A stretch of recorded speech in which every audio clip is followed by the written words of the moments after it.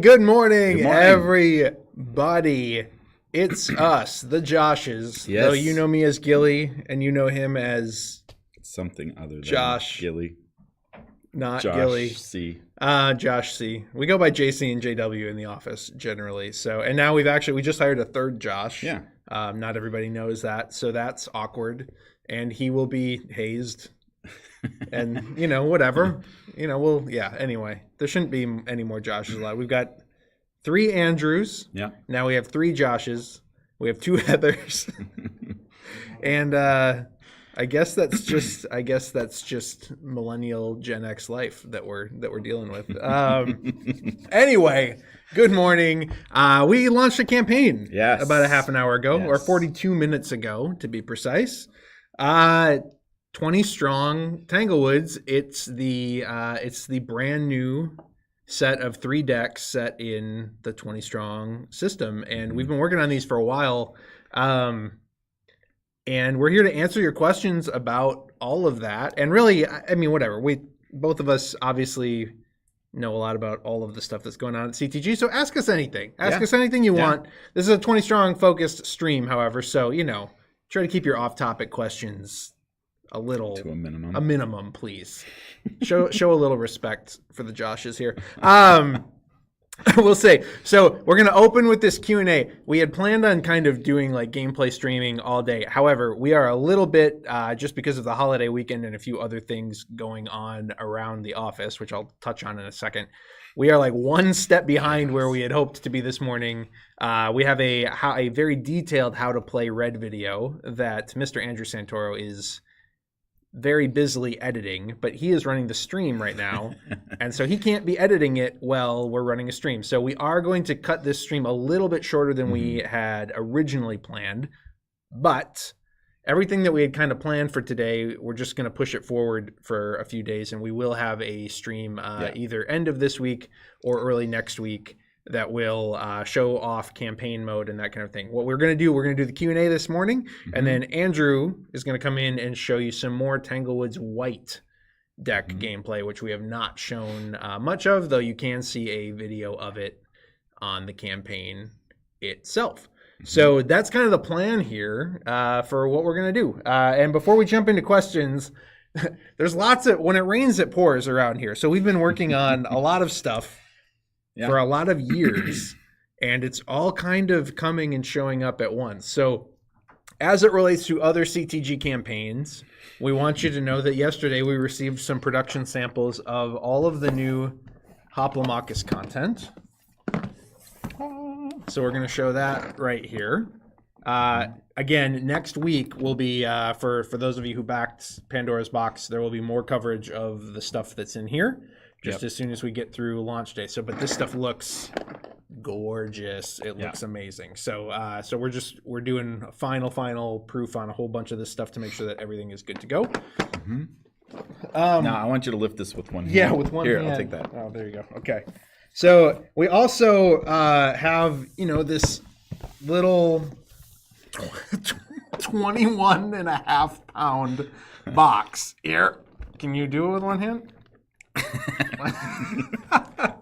As my arm snaps off. Yeah, the Elder Scrolls. We have our full, almost full pre-production copy in, and we have multiple pallets of this coming next week. And the one thing that this is missing is the books, all the quest books. We call them the Gazetteers if you haven't followed that campaign, and the rule books. Those are all going to be in the copies that are coming on pallets next week. As soon as we have those, because we really want to show you the books, because the amount of content that's just in the books is astronomical. As soon as we have those, hopefully next week, pending customs playing nice, we think they'll be arriving next Wednesday. And we are hoping that next Thursday we can do a full unboxing stream for the Elder Scrolls. So that's kind of what's going on in both of those campaigns. I know there's likely to be a lot of questions about that. We're going to try and answer as many questions as we can next week when we do another live stream that is more focused on our other stuff. Yep. This morning, though, like we said, is all about 20 strong. So I'm going to move this monster off the table. It's ridiculous how heavy that is. You legitimately cannot lift it with one hand. As you can see, you could kind of treat it like a waiter, and that kind of works. But this morning's all about 20 strong. So yeah, let's talk a little bit of 20 strong. We thought actually Manny might be here, but yeah, I think he'll be here in a bit. So we might even pull Manny in randomly. Yeah. We didn't even know he was going to be here this morning originally, but I did, but he doesn't always get informed. He's like the last to know in the office. Also, we were here until about 1 o'clock in the morning last true. night. So if any of us seem a little bit loopy, this is crowdfunding campaign life to a T. Yeah. So Tanglewoods, this series kind of came almost out of nowhere. We've known Manny for years. Mm-hmm. Manny's been a friend of the company and a personal friend to several folks in our building for years. And when he actually came in to pitch Roth, I think, right? Is that right? Was around the same time that I forget why he was here exactly. I think it was Roth related. And it was like right when we were running the original 20 Strong campaign. And he was like, "Oh, that's kind of cool. Let me take that home for the weekend and see what's up." And he came back the following Monday and was like, "Hey, here's a loose idea for a fairy tale world." And we were like, "Oh, dang." Yeah, I mean, he's been working on that world for years, I believe, and kind of then working within it and developing characters and some art even for it. But yeah, then he decided, he was like, what if I layered this over 20 Strong, at least in this capacity? Yeah. There's other stuff I think he's thinking about with right. that, but yeah, and we loved it. So again, there's been if you follow some of the preview coverage that's out there, I've been seeing a lot of comments that are like, "This looks childish. Why is this childish? I'm a hardcore mature gamer, and I don't need fairy tales in my life." So again, the thesis, the entire thesis behind 20 Strong as a series is, we hope we can take you to a huge amount of different places, right? So like we developed the Solar Sentinels IP specifically around, trying to have the most like black and white good versus evil, pun intended, black and white good versus evil, like just like proof of concept for the series, right? Yep. Then we took you to Too Many Bones world, which CTG fans are well acquainted with, and Hoplomachus Victorum. We want to continue to explore all sorts of new universes and existing universes within this system. So Manny thought it would be cool to do a trilogy of decks around this theme, and playing with a trilogy of decks all set in the same universe also gave us some cool opportunities, such as the Baba Yaga campaign expansion. Right. So this is not some indication that, like, I know it's like it's a year of Manny, right? So Manny's got like Mad Kala going with over with his Wonderland's War stuff. He's got Roth going with us. He's got Neon Rain going with his Neon Night studio, which we own and are participating in. And he's got this. So it probably feels like, oh my gosh, are they like, has Manny instituted a hostile takeover of the entire board game industry? That's not the case. It's it just so happens to kind of all be landing at the same time. But no, we love this universe. We think it's really, really fun, really, really cool. But we've got a whole bunch of other 20 Strong stuff in development as well, including the previously announced Cloudspire one. There's one. Do you want to say anything else about anything else? I don't think we can. Not even your thing that you're working on? Do you want to know? No? Not yet. Okay. I would just surprise. Let's surprise. Okay. There's other stuff in development. That's what we'll say. And I think all of it has a more like mature, harder edge to it than Tanglewoods does. But 20 Strong also, we want this to be a really accessible series, both mechanically and thematically. And so really pushing 20 Strong in a massive way, which we didn't do on the original campaign, to be honest. Like we kind of sprung it out of nowhere and launched it like a couple weeks later, and we're like, "Do you like it?" And you did. So that was great. Yeah. But I mean, Manny basically came in, sat down with his kind of an early concept of it. Like, here's how I was thinking this world that I came up with could overlap. Sat down with Logan and Ryan, and we basically they developed 3 decks from it all. So it was really cool to see. Like our team comes with it with a knowledge of our previous decks, and like we knew where we maybe didn't want to go again. And so it was really cool to see what Logan and Ryan came up with in terms of how different the traversal of the Tanglewoods is between each of the decks. So it was kind of a neat meld of the woods being the overarching enemy that's always pushing back through means of these different good and bad characters in these fairy tales. Yeah. So, and it's been cool to play in or to watch Manny play. I haven't been doing any playing. It's been cool to watch Manny play in this universe too. And there's some you'll see like in some of the stretch goal, like there's you might unlock the Stinky Cheese Man, which is not an actual fairy tale, but is a fun book that I think a lot of folks from my generation grew up reading as a kid. So there's a lot of fun plays on that whole universe, but it also still leans into that overarching forest being like the big mysterious ever evolving thing, and every deck plays on that in a really unique and interesting way, which as you start to dive into some of the content on the page you'll see.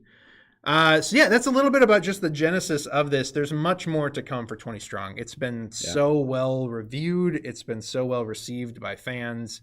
And it's just been, honestly, it's been really nice to talk to people about a game that doesn't cost $225, right? Like it's just been nice to be like, we've got something for you if you're not looking to spend $1 bazillion. So it's a far cry from like trying to explain the beginning of our Elder Scrolls ideas to ZeniMax and Bethesda, and just at some point, if you're not a board gamer, okay, we're just gonna trust you on that. Like it sounds really sounds like you know what you're doing, but whoa, exactly. Okay. Let's dive into some of these questions. If you have any questions, though, about the future of 20 Strong, anything that we've just kind of laid out for Tanglewood specifically, let us know. We've got a lot of questions coming in, though. We should probably start by talking about some of the storage, because there's several questions focused on storage. So this has kind of been your baby to a large extent. But I will just say, everything that you see on the campaign right now is a mock-up. We don't have any actual physical samples of exactly. It's all fake. Yeah, it's all fake. It's all smoke and mirrors. We don't have any actual physical samples of exactly what we will be producing for 20 Strong, because everything that we have that we've been testing with has been stuff that we've ordered offline to see what we like and what we don't like. So as it relates to specifics, it's a little bit hard for us to answer super detailed, but we'll show you kind of what we've been working through. And let's start with the small one, the 20 Strong Go. Yep, let's do it. All right, 20 Strong Go. So this is your pretty standard small magnetic deck box. The differences here is the idea is we're going to have a tray that holds the dice inside there. It'll be fit in the long way versus all the other trays will receive that tray horizontally or widthwise. So like, if you want to hand me that one of those trays, it obviously does not fit yet, unlike the picture that we show. But the idea is that there will be a divider in here, and this slides in this way into there, and then it's deep enough to fit one deck. And we're trying to standardize all of our decks to max them out at like 85 cards. So for now, at least, that is the standard we're going with. All of our decks up to this point have been somewhat well under that, I would say, in the 60-some card range. And, that's where the Tanglewoods decks are starting, but we hope to unlock cards. And so, like, those could grow. And so we have to come up with a standard that is going to be able to accommodate, what we might stretch to. Anyway, it will have this tray. The trays are meant to be universal. So this tray that holds the dice and the chip tracker will be able to be, slid out of here and put in either of the other trays so that you can kind of quick change them out if you end up getting more than one thing. But yeah, so one deck and a set of 20 dice and your tracker rules, all of that. No, it's not going to be sized for sleeves because everything's PVC. So again, we're going to kind of try to stick to that, and there's good reason for it. We know there's a handful of folks out there still who still sleeve our cards, which for a variety of reasons, not all of which are just like trying to, or most of which are not trying to protect them. There's a few people who do it if they have even like a disability of some kind, or have it makes them easier to grab for certain people, that kind of thing. But yeah, at the end of the day, we lean into the fact that our cards are PVC and don't need to be sleeved, because it's kind of for 99% of our customers, it's silly not to, and it allows us to keep things smaller and more concise, and encourage you to actually touch the cards. That's one of the best things about chip theory games. So and so while we won't go out of our way to like not make it fit, it might still, but at least at this point, that's not like a top concern for us. That we're driving to meet. So that's the small one. That's the 20 strong go. Again, this is included with the 20 stronghold, the big one that we'll talk about in a little bit, but you do not need to buy one of these separately. If you buy the big box, it comes with it. Okay, let's talk about the 3 deck storage. 3 or 4. Again, we're trying to be careful with how much we promise on it. But this one's really cool. So we have a little video on here that shows this one. And we will be resizing this. This is the closest thing we could find to what we wanted, and so that's why we're using this one. There will be likely knockouts for grabbing the tray on both one of the ends and then also on the side. So like at least on 2 sides, so that you can access it easily. But this one will slide into here, and then you have your two storage spots. And so again, right now this just fits these 2. It will be deeper so that it could fit up to 85 card twice. So likely this will be a 4 deck storage, but we're only promising 3 for right now. 3, with rules and whatnot. And then this dice tray, which serves as the lid, will fold up. I did it just one-handed. Just on video, I'm just telling you. Yeah, it folds up like this. You're so impressive. It's just so impressive. So we love this little dice tray, and we love this case. So we talked at length about, like, do we just offer a small one? Do we just offer a medium one like this with the dice tray? Do we offer that? We have to offer the large one though. So what do we do? We spent a lot of time and energy talking about could we make this like Matryoshka Russian nesting dolls and make the small one go into this one, and then make this one go into the big one, and then just sell it as an all-in-one. You wanted to solution. that. I was doing it for you. No. For you. At the end of the day, that started to become an engineering nightmare for a number of reasons that we're not going to go into on this stream.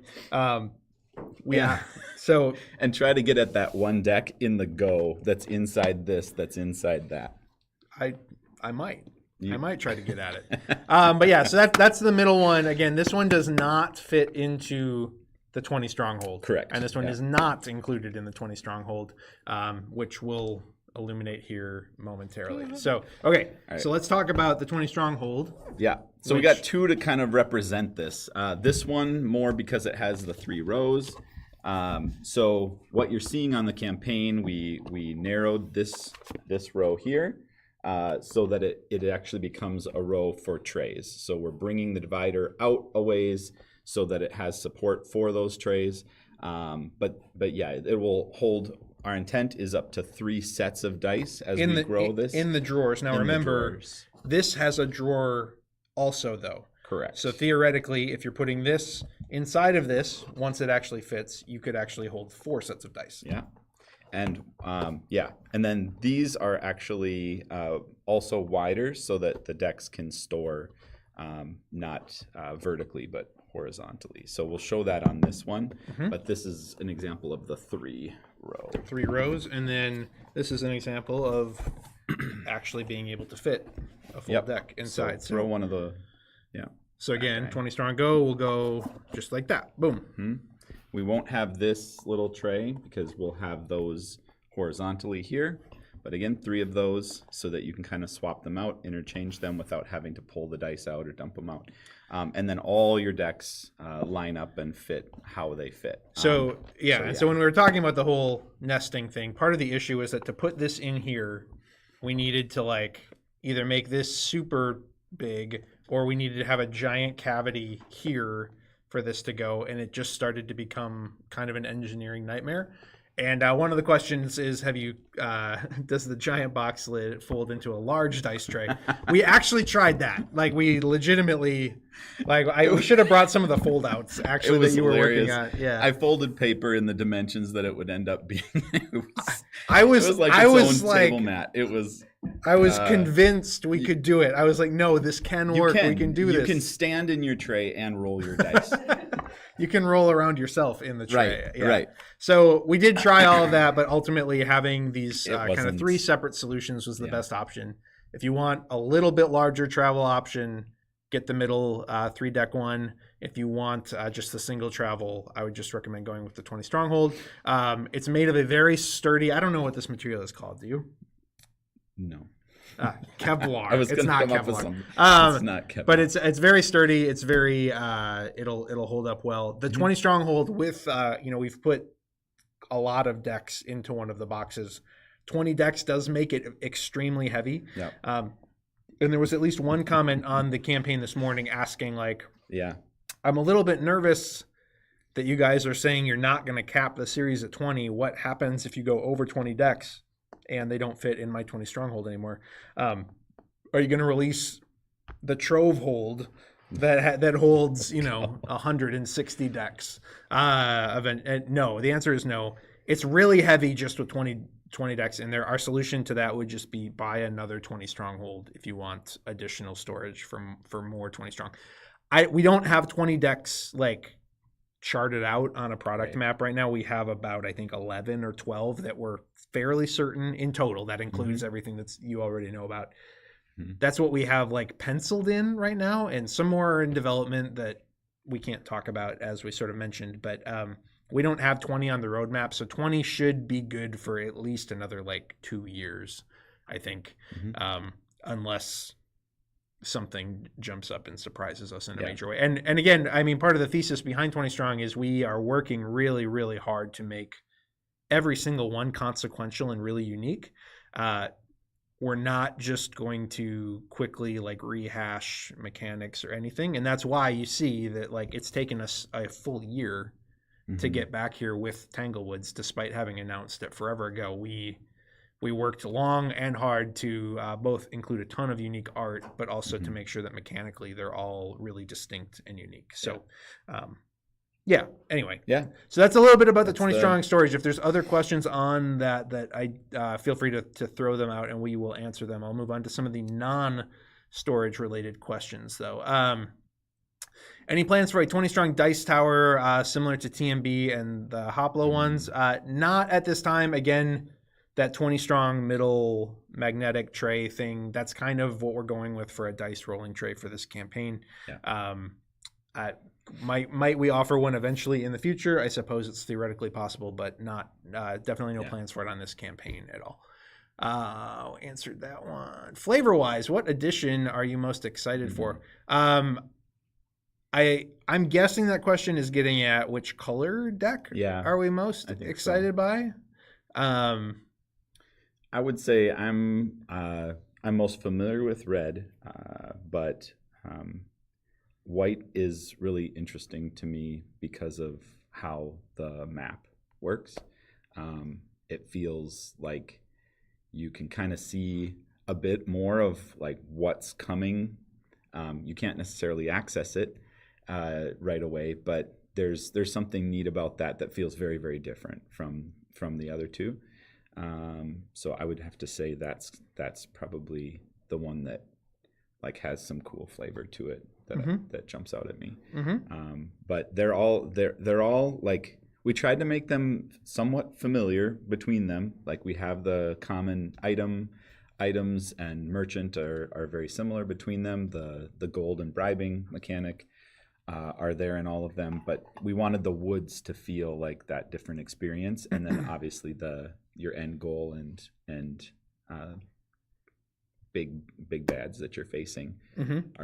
are different in the ways you access them, and then just how you battle them. So. Mm-hmm. Yeah. So I haven't. I'll be straight with everybody. I haven't played White. I haven't played. Well, I haven't really played any of them all the way through from front to back. Just because our prototypes have been busy either on live stream or being mailed out or that kind of thing. So, so yeah, that's probably a better question for our developers or even for Andrew Santoro when he gets on here, because I know that he's got experience with all three now. But I would say the thing that intrigued me the most about the Victorum deck was like kind of the moving around the mountain, and I really enjoyed what a unique twist that put on the 20 strong system. So I would say that White, for that reason, is kind of one of the reasons that's the one I'm most excited to try out right out from the jump, simply because it has more of that choice in movement going on with it. But I don't know. I love the Slay the Spire mechanics of Red. I've been trying to get us to do a push your luck game for an eternity, and Gold has some cool push your luck mechanics that I'm really excited to try out and see how that works. Because we've never really, I don't think we've really put any push your luck outside of maybe a few too many bones encounters. That's not a mechanic that we play with a whole lot. So they've all got a pretty cool, and I just love the treatment that Manny gave the three bears as well. I think they just look really funny. One of them looks like a hippie, and I like it. So, all right, so this is a good question about languages. Which languages will you support? So again, just due to summer and vacations and that kind of thing, our agent that works with all of our partners and secures language deals for us has been like out of the country for a couple weeks, and the timing just wasn't great. So we don't have any language partners for this campaign signed as of this exact moment. We expect that we will have the usual crew on hand at least by the end of the campaign. But we're just going to hedge on that a little bit because no ink has been put to paper, and we don't want to promise something that we can't end up delivering. So that is still TBD. We will absolutely be putting updates related to languages. And in the update that I will write for tonight, that kind of gives a briefing on any of the news and notes for the day, I'll make sure to include as many details as I can, and then in future updates as well. So, all right. I haven't had alloy dice before, so I have a question. How sturdy are they? I'm worried that after a decent amount of games, the color from them will start to scratch off. Probably depends a bit on what you're rolling them on. I would say, we have our alloy dice from Hoplomachus, which have lasted, at least our copies here have lasted well. But again, it maybe depends a bit on your rolling surface. Most of the time you're rolling on neoprene, and it's pretty forgiving. We would not recommend rolling them on like a hardwood table. You will. They are not for the dice though. They are made of more for the table. They are metal. Yeah.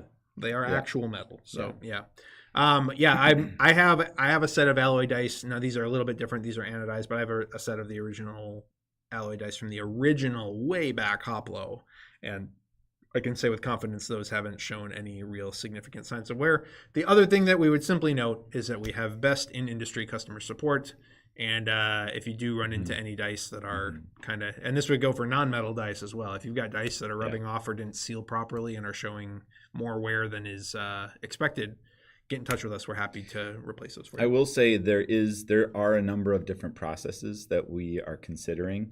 The anodized if they're smashing against each other, you'll see nicks and dings that appear, over time. So certainly that's a thing. It's probably more prevalent of that than like a heavily clear-coated, painted metal die that is just kind of fully encased in, its own coating. That's usually a lot more resilient. I've seen a few examples of that. They don't come off looking, apart from the weight, they don't look metal. So the anodized feels a bit more, you get that nice brushed metal look to it. And so, but with that comes the chance of it, them knocking together a bit more and starting to show a little bit of wear. Yep. So just, Yeah. Why 3 expansions in the same setting and not 3 different settings like the original release? A few different reasons for that. So we kind of touched at it at the top of the campaign. One is that this allows us to do a unified campaign expansion like Baba Yaga integrated into all 3. It would be weird to try and do some connected campaign where you go to the moon to fight space bugs and then into Daylor to play more Too Many Bones and then climbing Mount Vesuvius with a prophecy of an explosion and We try did to it. like We did it. Thanks. Okay. Thanks. Do you? So it's not exactly a super like unified thing. So this, I don't expect that we will likely ever do another little mini campaign expansion that ties 3 decks together in the future. That's not a promise, but that's an assumption. So by doing 3 decks in this same universe, that allows us to do that. The other thing is that Manny is a known and well-loved artist. And this, again, is meant to be our most accessible line. And so it made a lot of sense to kind of really lean into the Manny factor on this to try and marry the known artist element of it with a really, really accessible franchise. And so, yeah, there's a few different reasons for it. But again, this isn't necessarily an indication of where we're going in the future. This was just kind of a, hey, we could do this in a really unique way. It might seem a little weird to go from the 3 unique decks immediately to this like singular universe for the next release, but it's just what we did. Like I said, a whole bunch of decks still in development, and they are all one-offs. None of them are a trilogy the way that this one is. So, okay, is the Cloudspire deck on the page? Is that going to be part of the Cloudspire campaign this fall? Yes. Correct. Yep. And again, reason for not putting it here, one is because the Cloudspire deck integrates a lot of the new factions that are coming with Cloudspire Harbinger and kind of works into the storyline there a little bit. And 2, it's just not necessarily going to be ready at the same time as these, and we didn't want one to affect the other in terms of their availability. And we also hope it helps put some more exposure on Cloudspire, which we think is a phenomenal game that more people should take a crack at. So there you go. Have you considered adding more stretch goals with the high amount of pledges happening? There are an astronomical amount of stretch goals on this campaign that will be slowly unveiling throughout, and they go. I think they start in 25K chunk increments, but you'll see once we hit a certain level of funding, the floodgates will open, and we'll be unlocking stuff every $10,000, which will be a lot of fun. There's a ton of stuff to show yet. So yes, much more coming to that end. Yeah. Potential planned ship date for this campaign is March of next year, which you should be able to see in the reward tiers. If you don't see that, let me know, because I just added them this morning because we had almost forgotten to add them. But there's also multiple people working in the campaign at the same time, and sometimes we save over each other's work accidentally. So, but yeah, March of 2025, and they're all very far along. We're really like in the layout, and we're doing a little bit of balancing yet on a few different things.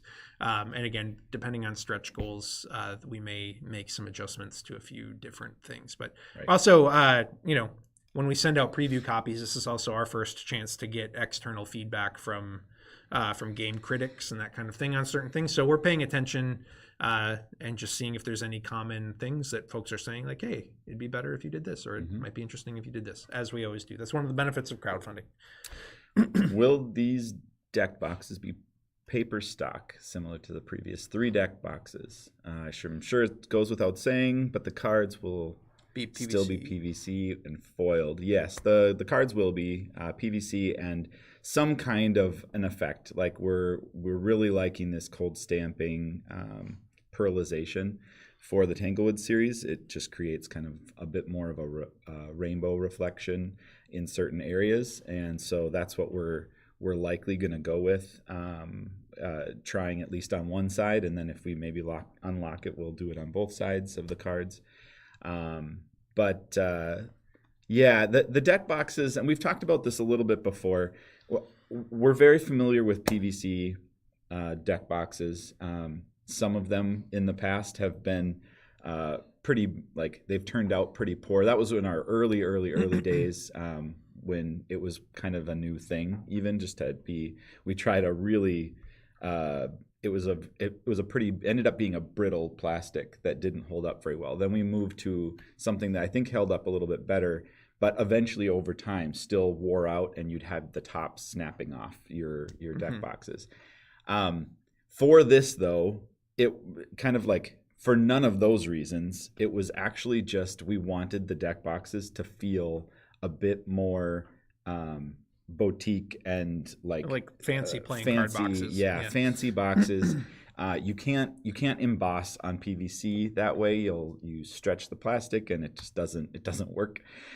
So embossing and receiving that embossing and foiling on those boxes, we wanted it to have a real nice effect, and so that was the main reason for doing it. And we just figured we would put them in a nice storage or offer some really nice storage options.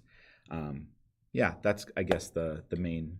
The other reality is like we need to be able to sell these decks for $20. Like true. at the moment they get over $20, I think some of the series appeal really starts to lose its luster a little bit. So and PVC boxes are more expensive than paper boxes. And so again, we're doing a different thing with 20 Strong. We've talked about that since launch. It's not the typical everything is completely over the top chip theory product that again you'll see in things like the Elder Scrolls, where we spare absolutely no expense on anything. And so yeah, for that reason, but that's also again why we're offering some hardier storage options for folks who want something a little more sturdy. There you go.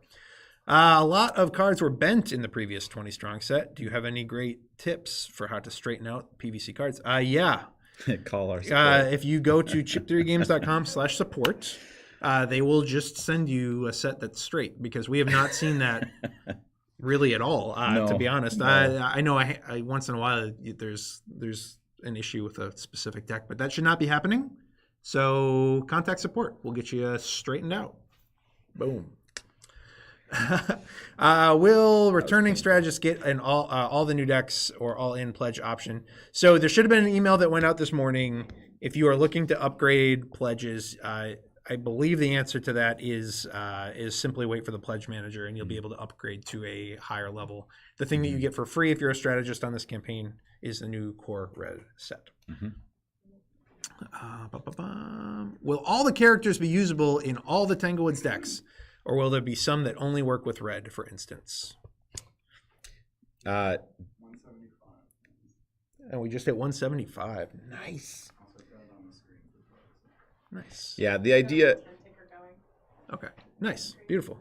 And someone can correct me, Andrew, you can correct me if you know differently, but the idea was that the heroes within the series could be played interchangeably within the decks. We will still have universal heroes that can be played outside of and in all of the other 20 strong decks. Still specific. Okay. I think they are more open across than universal hero would lead you to believe.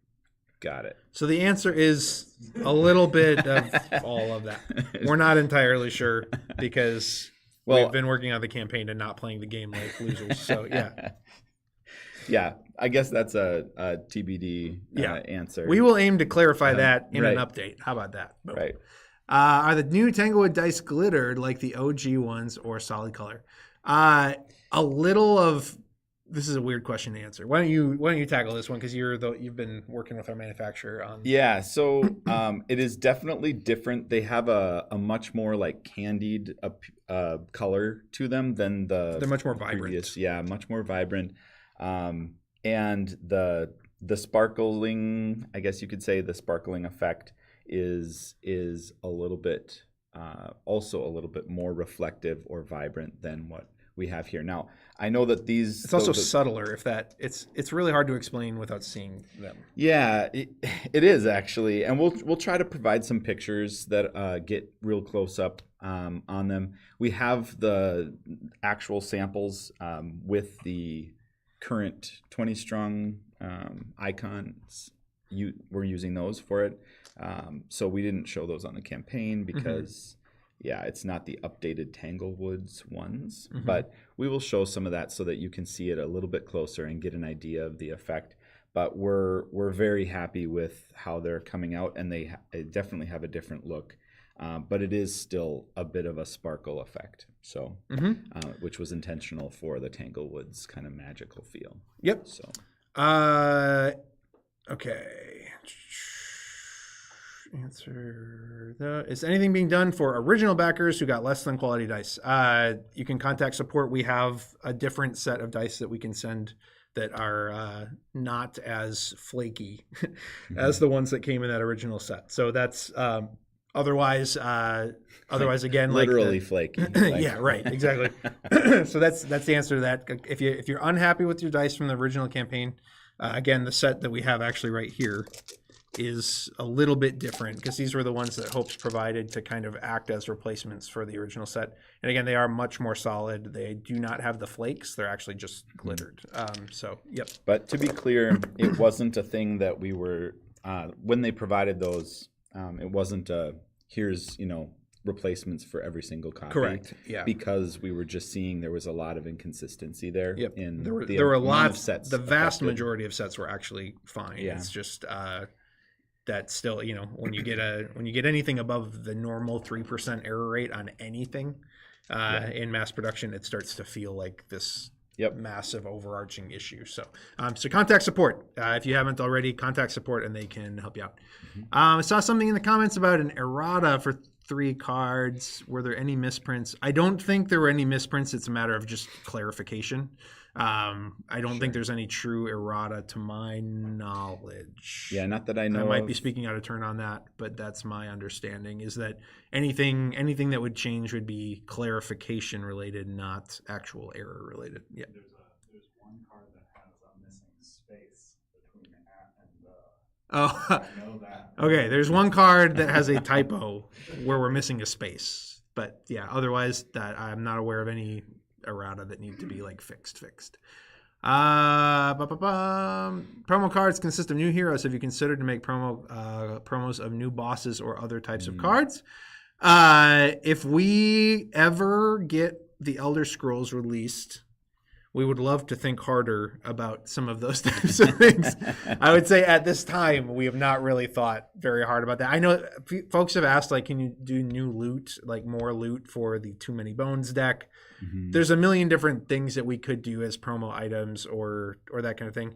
We're trying not to release expansions for expansions, if that makes sense. Like, that is kind of a weird thing to do. And Universal Heroes aren't like it work because they work across the entire gamut.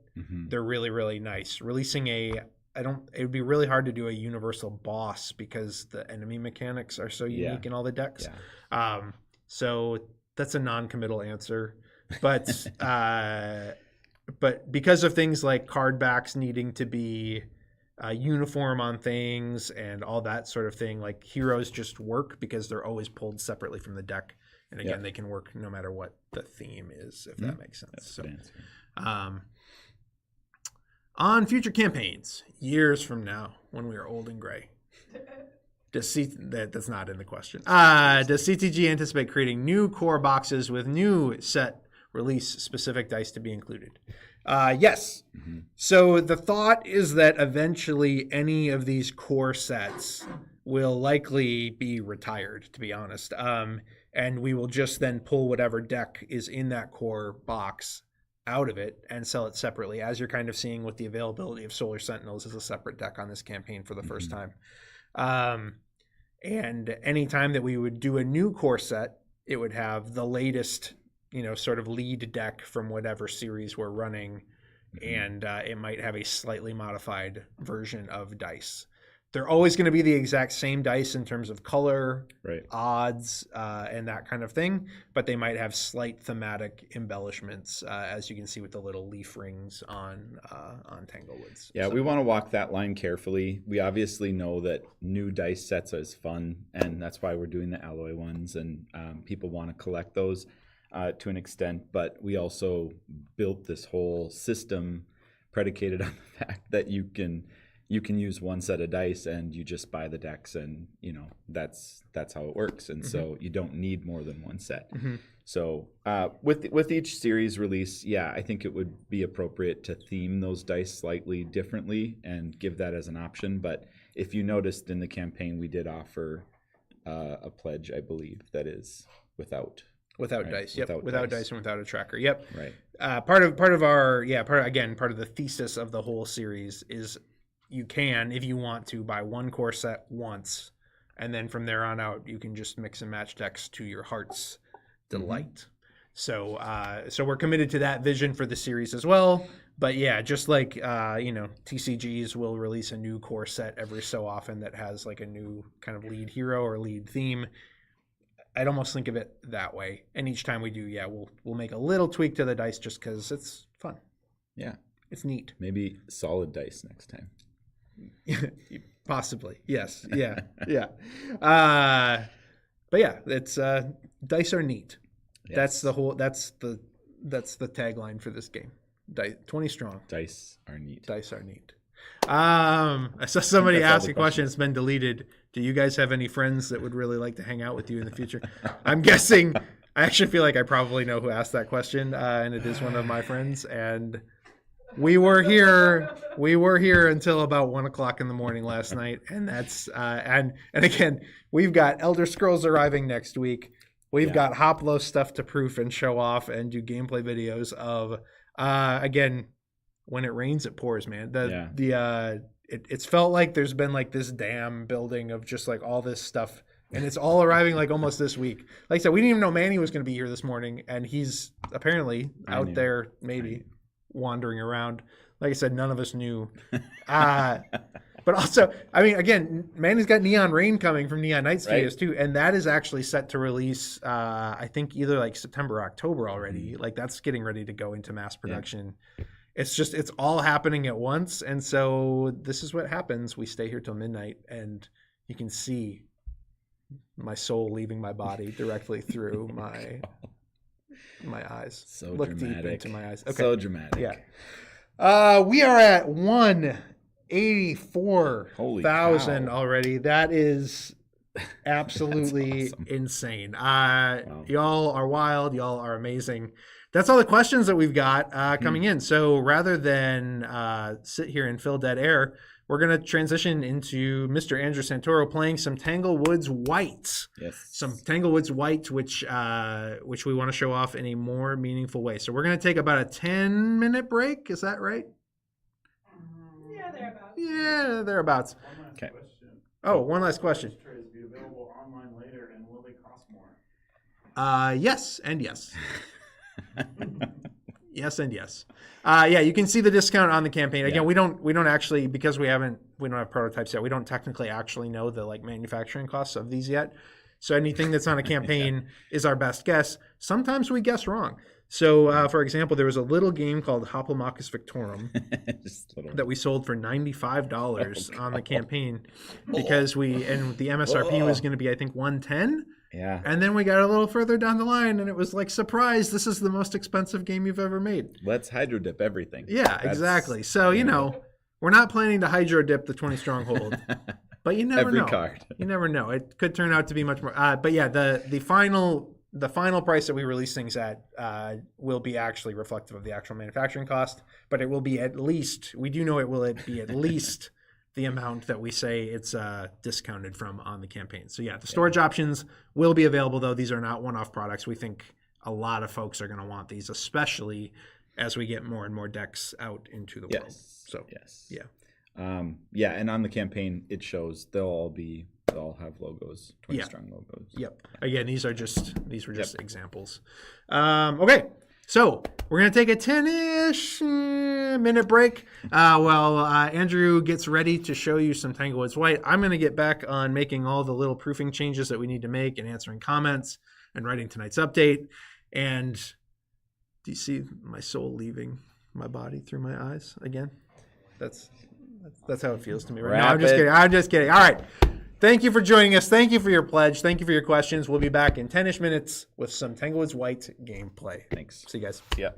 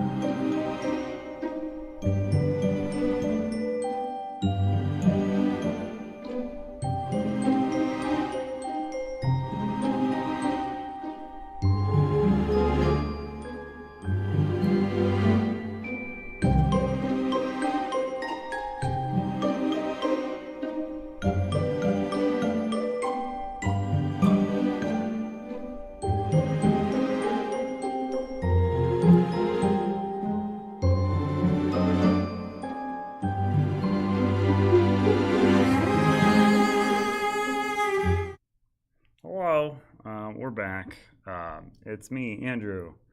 I am the social media fellow. Ooh, almost 200K. That's really cool. Make it 200K and I will smile. So today we are going to go over Tanglewoods White. There are videos of all of the gameplay. I just specifically wanted to do White because when we recorded that video, Ryan had a big show. He was a little tired. It's not going to be as clear. So we're just going to do this, make it all clear. I'm also very tired, so maybe not the best, combo. But we're doing it. Music. Is there music playing? Shouldn't be. Okay, there should not be music if there is. Okay, so okay, so I'm going to be going over Tanglewoods White, one of the 3 decks in the campaign. This one about Snow White. Gold is about Gold Elox. Red is about the Stinky Cheese Man. That one's about Red Riding Hood. Stinky Cheese Man, a very good story. Make sure to check it out. Also, if you peek anything that is listed as a stretch goal that appears in these decks, it's fine. We're testing some of the stuff out and add it if we hit it. Get this man some coffee. I've had a big ol' energy drink this morning. I should not also have coffee. I would clearly die. Man, if Stinky Cheese Man was a universal hero, what a world. That would be so good. Man, I love that Three Little Pigs book by that, I believe that same author. Yeah, it's a true story of the 3 little pigs. True Story of the 3 Little Pigs. Love that guy. Okay, so we are going to be going over White. Cannot have my shirt, I'm wearing it. You can probably get one at Ragstock though, because that's where I found this one. I am going to play the game. I'm going to give a brief description on how it is played, followed by the gameplay. So, if we could get some top down, I can show off some spicy gameplay or regular gameplay, who knows. So we're going to separate all our stuff, much like any 20 strong deck. It has a variety of cards in it. So first off, we have our items. Again, we're going to keep saying it, but these white and gold decks don't have the real art on them. Manny is hard at work. We're working his fingers to the bone on these things, but the pieces were not done before this. So you will see, I believe this is some sort of flask from Red Riding, or from the red deck. So that is your items, item deck. You will be able to tell because they have a picture of an item, a name of an item, an effect of an item, and the cost of an item. The costs are in the bottom corner. It's a little number. And then they all have an upgraded side, which has a little plus. And you can upgrade items at the merchant. You shuffle this up, and then you place your merchant card on top, just so no one can peek at what's coming up. And then, let's see here. Also, this order might be bunk. Who knows? It doesn't really matter. It all ends in the same place. There are 6 of these castle cards, and there's 1 castle keep. The goal of the white deck is we were trying to get to the castle keep and defeat the evil stepmother. But before we defeat her, we're going to have to get through 3 of these castle cards out of the 6. So we're going to shuffle up our 6 castle keeps. We're going to deal ourselves 3. And then we don't look at them. They are secret. There are ways we can peek at them later, and we will want to peek at them because I did a playthrough of this, and if I had not peeked, it would have been very, very bad for me. Also, this one is kind of sprawling, so I'm going to be consulting the live stream here for my setup to see if it's good. I'm glad there's not too much of a delay today. We have our day-night card. So all the decks are going to always have day-night effects. This one has this card, and then certain of your minions will have daytime effects and nighttime effects. Daytime effects are always active. Nighttime effects are active if it's night. So typically it's harder if it's night. Sometimes it's easier. So here are our setup here. Day card, night card, castle, castle, castle, castle, keep. Get rid of the other 3 castle cards. Maybe they come in when the deck gets harder. I don't actually know about that part. Our merchant deck, I'm going to set here. I don't know. There's probably an official layout for this that I have not glimpsed at yet. Then we have our heroes to pick from. We've got the dwarves, and we've got the huntsman, and then we've got the fairest. So Snow White turns into the fairest. Huntsman turns into Prince Charming, or vice versa. I don't know the orders on these. Peckish turns into Reckless, or vice versa again. Toil and Trouble. That's the punchline. So these are the 7 dwarves, and we made our own names for them. So we've got Bubbly and Ennui, Peckish and Reckless, Toil and Trouble, and Sean. Those goofballs in the dev team. These jokes are going to work better when there's, not Tinkerbell on all of them. But again, this is not the final art. So if anyone has a specific interest in a hero they would like me to play as, throw it in there if you want. But this is also, again, why some of these are not going to be universal across Tanglewoods, because I can see immediately that this has a specific symbol from this deck and this deck alone. So if anyone, first person in the chat to say one of the names I have just spoken aloud, that is who I will play as. I don't know what any of these heroes do, but that's who I'm gonna play. In the meantime, I'm shuffling up our Minion and Fable deck. So Minions, Sean of the Sheep fame. So let's see what Sean do. Maybe you'll change your mind. So Toil and Trouble has Tag Team. If there are exactly 2 enemies in the active area, you may negate any during effects. That's pretty good. Flip Trigger, after an engagement in which a little hand modifier, I'll explain the modifiers, was resolved, flip Toil and Trouble. And then they have Resilience on Sean's side. When Toil and Trouble are flipped to Sean, +2 health. And then at any time you may pay 6 gold to flip back to Toil and Trouble. Interesting. I like that one a lot, actually. That's pretty cool. Who would have thunk? Good stuff here. Okay, I'm going to set myself over here. I believe I'm still in. So our minion deck is going to have all these different backings on the cards. I can tell them apart then. They don't seem the same to me, a casual viewer. So there are 5 of these. I'll go over them real quick here. And they're going to come into play in some way. So I actually don't know which way that icon is. So it's that way. Haha. Okay. Nope, that's wrong. There's Apple. Cool. Okay. Here are our 5 modifiers. So this one is called Forebode. This one's called Apple. This one's called Summon. This one's called Robbery. And then this one's called Winded.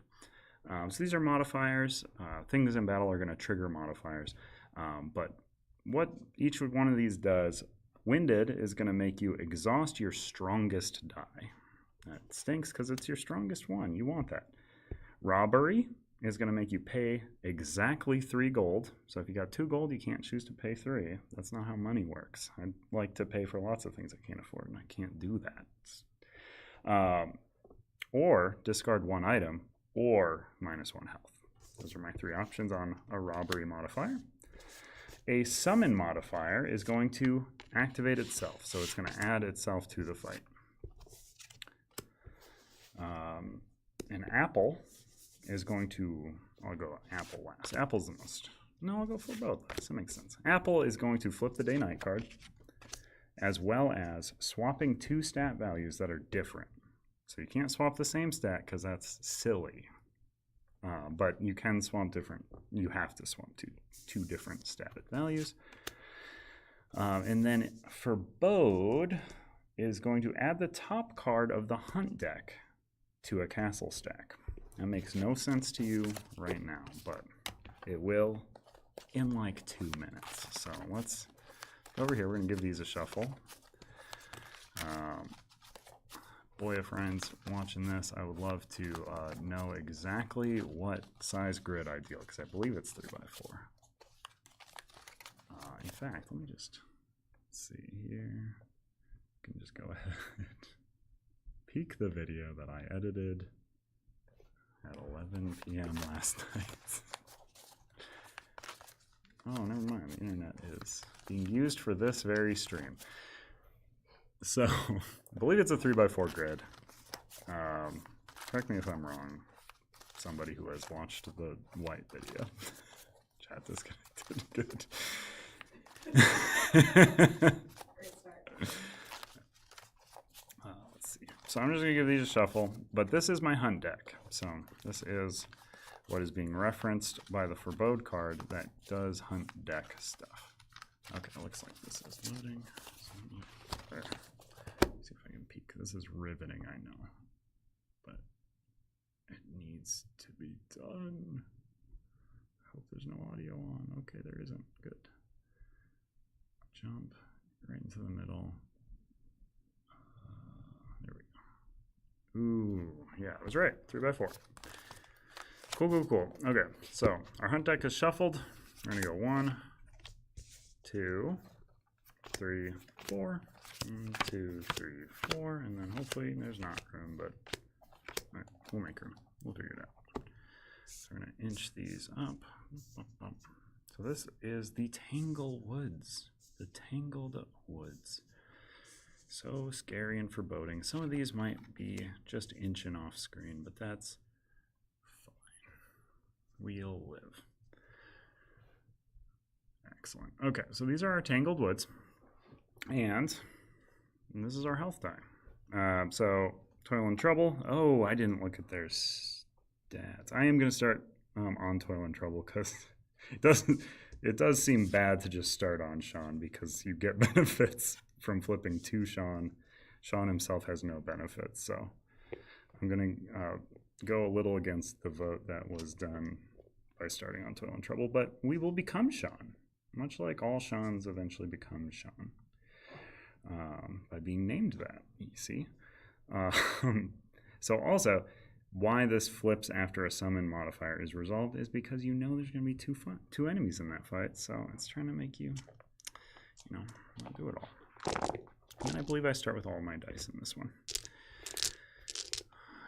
Yes, I believe red is the only one where I start with any banished dice. So I'm going to keep my for real dice here, maybe?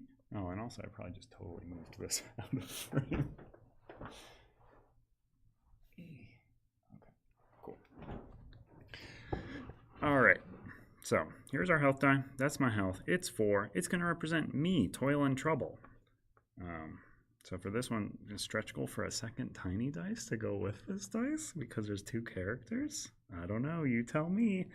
I don't think that's the thing. Don't tell me that. So we're going to be popping into a card. Basically, you get orthogonal movement. You always have to start here. You move onto a space, you resolve the card that you have landed on.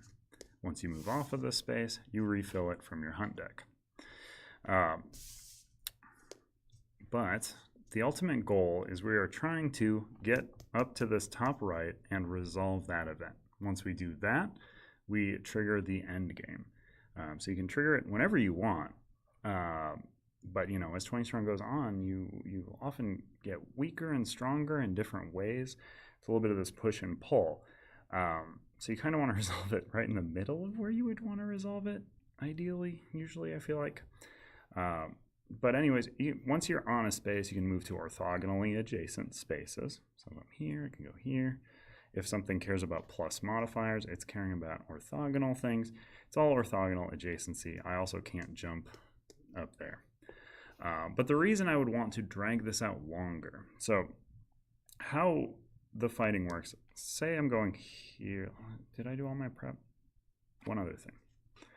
So since I have a strategy of 1, I can peek what the next enemy is. This is an option for summoning if I would like.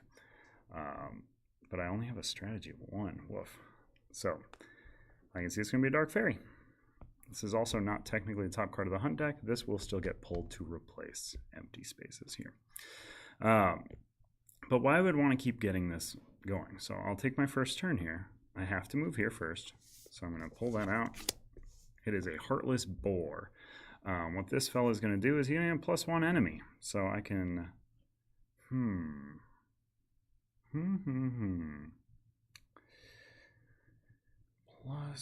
enemy. do I want to pull from? This is going to pull another enemy if I pull it in, so I don't want to pull that. And I believe I can only pull adjacent or the top of the deck. If all enemies are defeated, -1 recovery. Oh no. Toil and trouble. Oh, one last thing I need is my chip spinner, which I do not have. So I will task Amanda with grabbing a chip spinner really quick. Huh? Anyone or? Any 20 strong chip in a chip holder should do good. So the 7 dwarves' names are Reckless, Reckless and Peckish are front and back. Toil and Trouble and Sean. So that's 5. And then there is Bubbly and Ennui. Because we're all, two sides of the same coin. The dwarves represent the 7 different parts of our inside, We've all got a Sean inside of us somewhere. But Amanda is grabbing my chip counter. Why is that important? Every Tanglewoods deck, you're going to have gold. Why is gold important? You can bribe enemies with gold. They all have this little bribe cost. This Heartless Boar costs 3 to bribe, and I might want to bribe it. It seems like an annoying enemy. It is day, so only this top one is active, but that top one says I get -1 stat on a stat that's already at only 2, so I don't want that at all. So where do I start at gold? I start at 20. That's the most gold I can have. But wait, then I get minus gold for each stat. So I've got 4, 2, 1, total of 7. Actually, starting at 13 gold. The government, she do take a bite. It's Raising Arizona. Gonna list the references off as I make them. Very tired. So we're gonna pull an enemy in. I'm just gonna pull top of the deck. It's not an enemy. It's when activated, place this card on top of your hero card. When activated, place this card on top of your hero card. You cannot use your hero ability or flip until you activate another Fable or until you add +1 enemy to an engagement.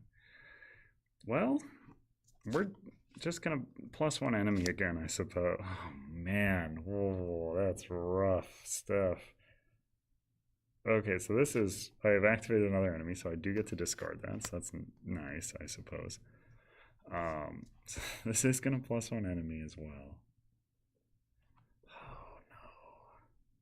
If this enemy is not defeated, you must place it in your inventory. If possible, it becomes the following item. This item cannot be discarded for any reason unless you also banish 2 greens each time you move up or left -1 health. Ryan, these are so punishing. I'm blessing from the top of the pile once more. It is a Fable. After this conflict, you may exhaust up to 4 dice, plus 5 gold for each dice exhausted this way. Ooh, that's really good. That is, yep. Okay. So, I've plussed enemy from this. I've plussed enemy from this. Now I also have this little plus tree. That's a plus modifier. So, I have to add a modifier from one of my 2 areas here. So what I would like to do here is, I believe I'm just going to do Forebode. What Forebode does is going to add the top card of this stack to one of these piles. So let's just add it to, I wish I knew what these were. Let's add it to the 3 health one. So the castles, you can't see what they do right off. There's someone in a castle. This guy's got 3 health, this guy's got 4, this guy's got 4. At the merchant, you can pay to peek at them, and some of them care about the cards you've been stacking on them, so it's good to know what is on the other side before you start stacking cards if possible. But whenever you complete a fight, you place the first defeated enemy onto one of those stacks.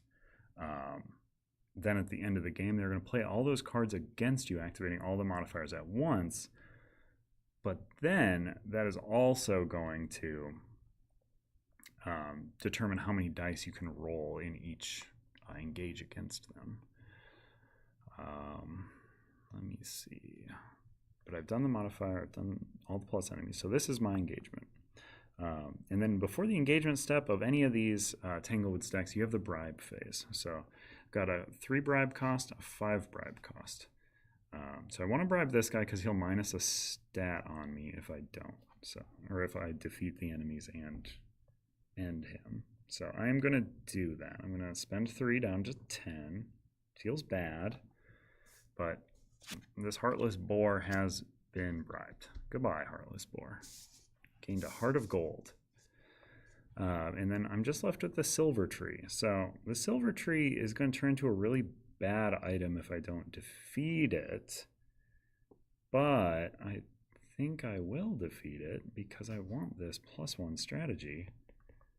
Because I currently get to roll dice a single time and hope that I don't fail miserably. Which is not the best place to be in this game. Let's see. So I'm going to roll all of the good dice for sure.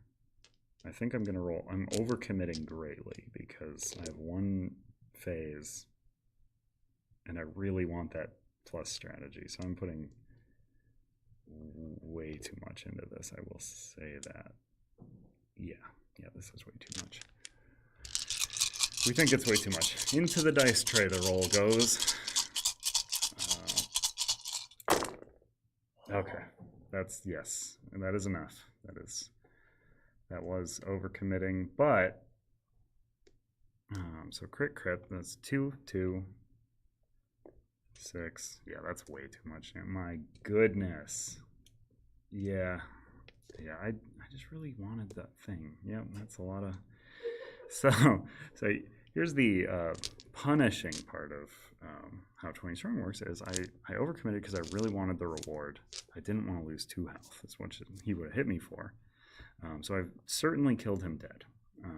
I get this stat increase right now. So that's wonderful. I don't get any gold for defeating him. Most enemies have a gold reward, but this guy's a stat increase. These all become exhausted. I'm kind of going over base 20 strong rules, but that's fine. And then I have my recovery step. So I'm going to recover 2 dice. I don't see like a huge reason not to recover my best ones right now. So I'll recover these 2 because I have recovery of 2. These remain exhausted. This man has been defeated. First card from any encounter that I defeat gets added to a stack. So this apple, I can't see what any of them are, so I'm going to pop him there and just hope that it makes sense to do so.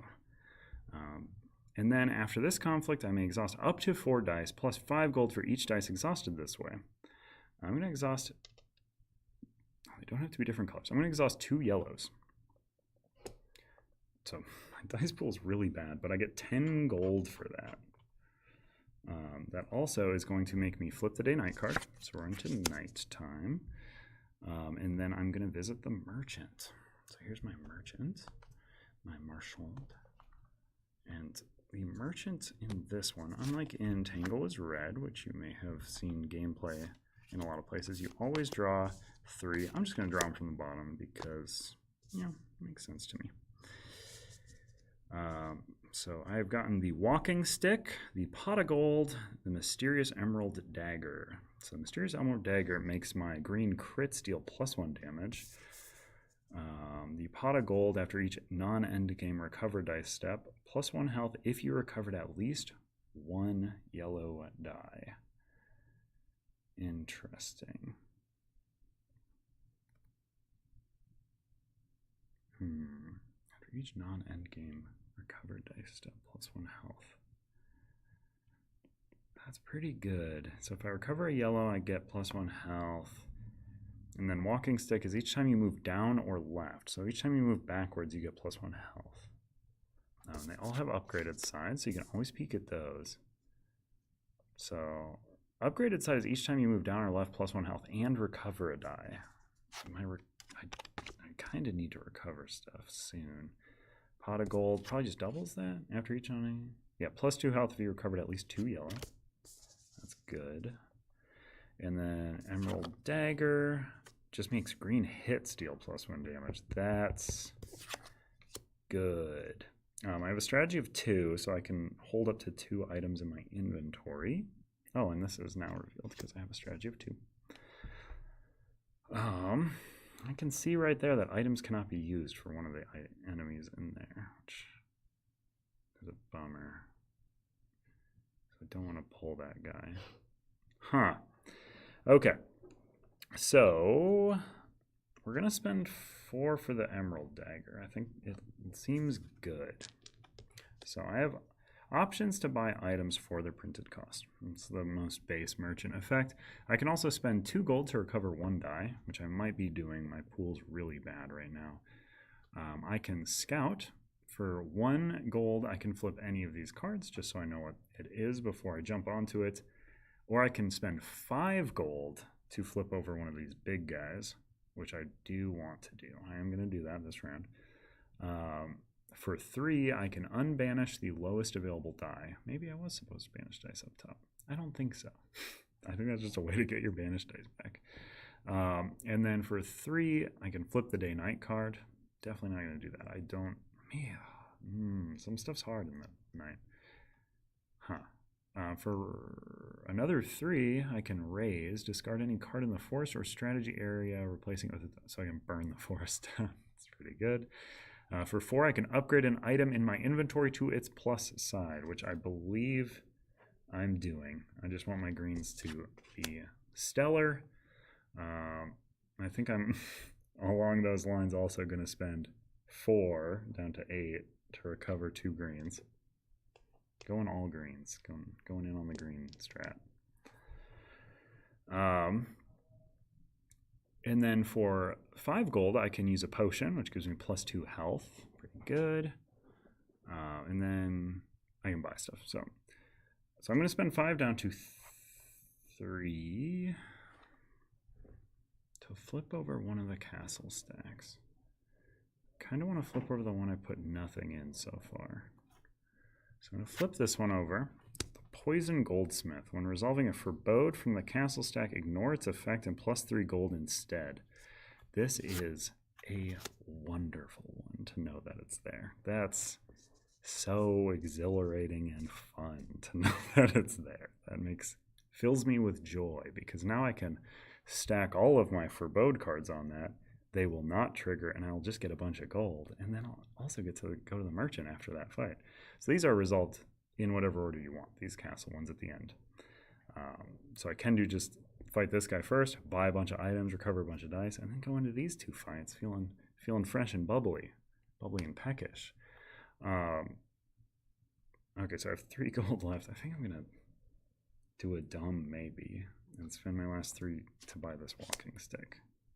I think it'll give me some extra much needed recovery soon. I'm going to discard this item just to a pile that's off screen. Doesn't really matter because it's discarded. That's the whole day or round or whatever you want to call it. Then I get to move to somewhere orthogonal. Let's see, if I move here and I get a plus modifier, it would be apple, robbery, apple. Apple swaps 2 stats. Oh. Swapping 2 stats might be really good right now, actually, though.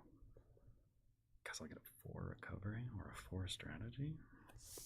Bump myself down to 2 health. I'm going to move over here. This gets replaced. This gets activated. Ooh, ye old tongueless dog. I love that guy. Add all enemies defeated this engagement to the top of a castle stack. That's good and bad in certain ways. He also has plus enemy. Interesting. Huh. Where do I want to plus that enemy from? I don't want to add the ice giant because he makes me not be able to use my cool emerald dagger I just bought. So I'm just going to add from the top of the old stack here. It's a Corrigan. So that's going to plus modifier. At the start of the engagement, activate all Corrigans that are face up in the forest. Oh no, at the start of, activate all Corrigans that are face up in the forest or strategy area. Perfect. Okay. They're no face-up Corgans anywhere else. But that would just trigger their modifiers. So plus modifier, I'm going to do the apple. I'm going to swap two stats that have different values. These two can't swap because they have the same value. This is going to switch from day to or night to day. That's great. That's so good. So I'm plus modifying here. I'm using this modifier. I switch my health with. Oh man, I'm hurting for dice real bad. I need a 4 recovery. 4 recovery. Look at that. Just like that. We're back in the game. Okay. That's all my modifiers resolved here. We've got a 3 health, 4 health, 1 damage, 1 damage. Bribe doesn't matter because I'm cash poor right now. My greens are so good and I can recover 4 of them. Do I need to roll all of them though? Can I get away with rolling less? I have 2 roll phases.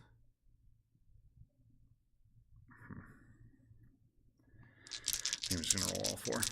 Rolling all 4. Okay. So this crit does 3 damage. This hit does 2. So I'm going to place both. For sure. I think I'm just going to play 3 on the core again. So I'll still survive if I miss here. That's 2 damage. Not gonna add any dice. Either of these on a hit will finish the job because of my Emerald Dagger. Okay. Okay. Did it. 4 damage. Man, that Emerald Dagger, good. Okay. So these 4 are exhausted. I get these instant rewards, 7 gold.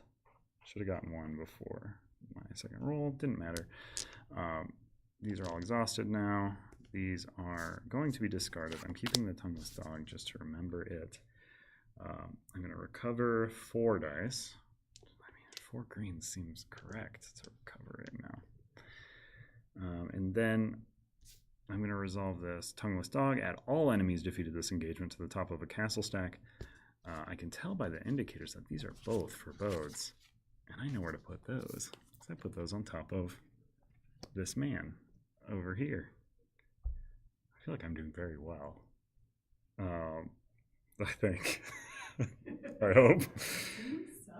Seems suspect.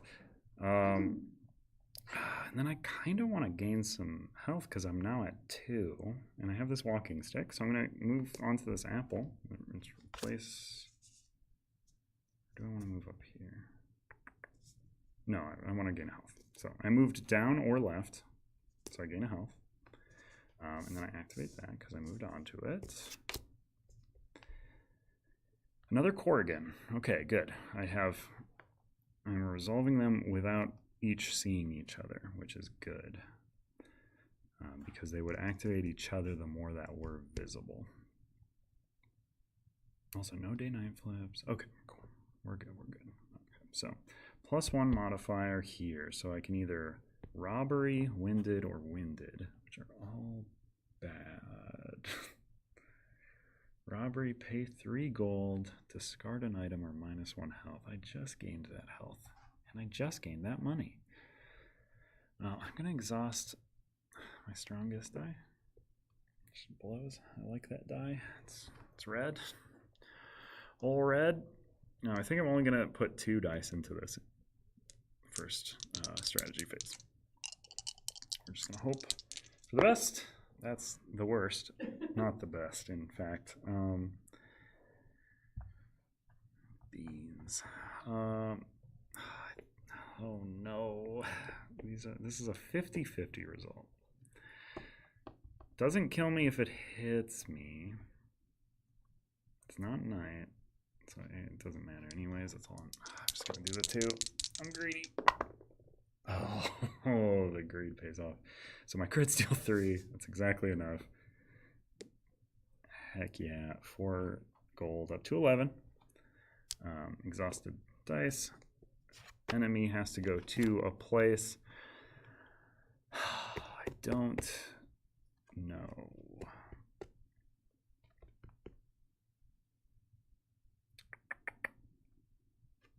Where do I want to slap this apple? I don't know what the other ones do. I know what the poison goldsmith does because I'm looking at it.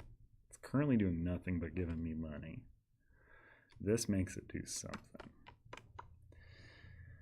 I think that's fine. I'm fine piling these up until I know what I'm doing. All right, let's try that. All right. Okay. Neat. Okay. All right. So we've done the thing. We had to place that in a pile. We did that.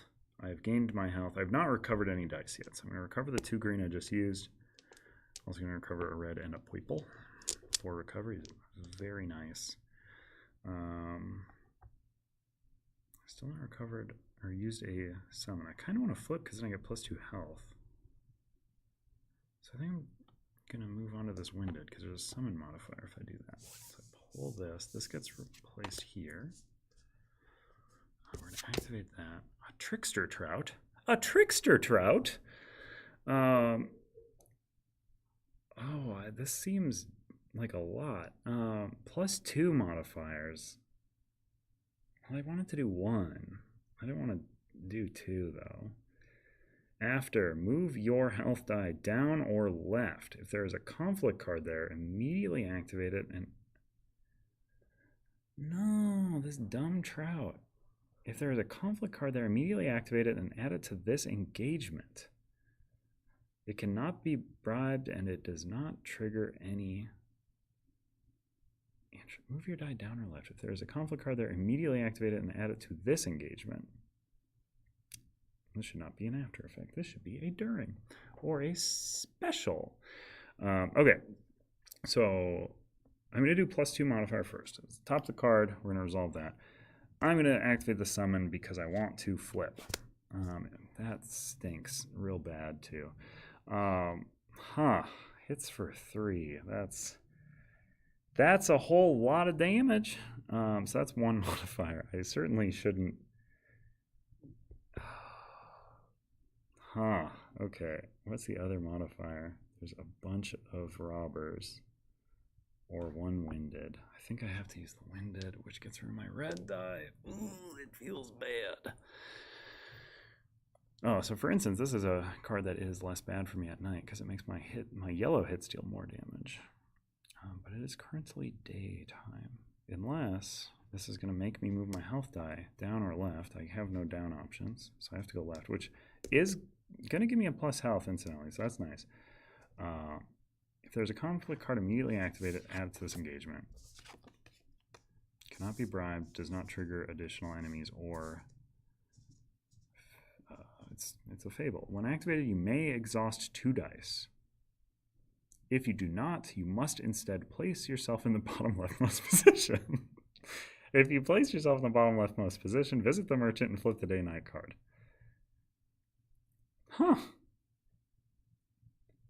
Okay. Resolving the above effect, you must... That's a nighttime effect. Okay, so this is going to happen. We're going to hit the merchant after this. But yeah, I'm already in the bottom left, so I'm not going to exhaust any dice. I am just going to move myself there. Takes care of it. Love it. Love to see it. Okay, so I've got 7 health and 4 health. Very bad. This one's going to be after visit the merchant and flip the day-night card, so that's going to be good. I'm going to get 9 gold if I kill that guy. My goodness. All hits are treated as misses, all misses are treated as hits. I'm glad we're not on... I guess if I'm rolling greens, it doesn't matter that much. Oh, this would have been such a good combo to hit at night. All hits are treated as misses. And then yellows would deal +1 damage. Oh, I'm very sad it's day. Okay, that's fine. Whatever. We'll play it as is. I think I'm going to roll all my dice as... I don't want to spend gold... Forest Dragon kills me if it hits me at all. I think I have to bribe the Trickster Trout. Yeah, I'm bribing the Trickster Trout. He gone. Goodbye, Trickster Trout. Smell you later. Okay, Forest Dragon, 7 health. I think I'm going to go So this is, for all of these, if I just hit regular hits, it's 8 damage. So we're gonna just try. Let's do one. Just one like this. Let's see. Oh, that was, yeah, that's good. Those are 3 crits. You wouldn't believe it if it wasn't live. That's just how it goes. Okay, so that's 9 damage with this Emerald Dagger. That's real good. So it's gonna be plus 9 gold up to 15. And then the summon modifier has to be added somewhere. But where, oh where do we want to add it? So currently I can roll 3 dice against the Poison Goldsmith. That feels pretty good. I'm going to toss this on this 4 health castle. Oh, man. Okay. It feels bad. Okay, these are going to exhaust. I think I'm also going to recover those exact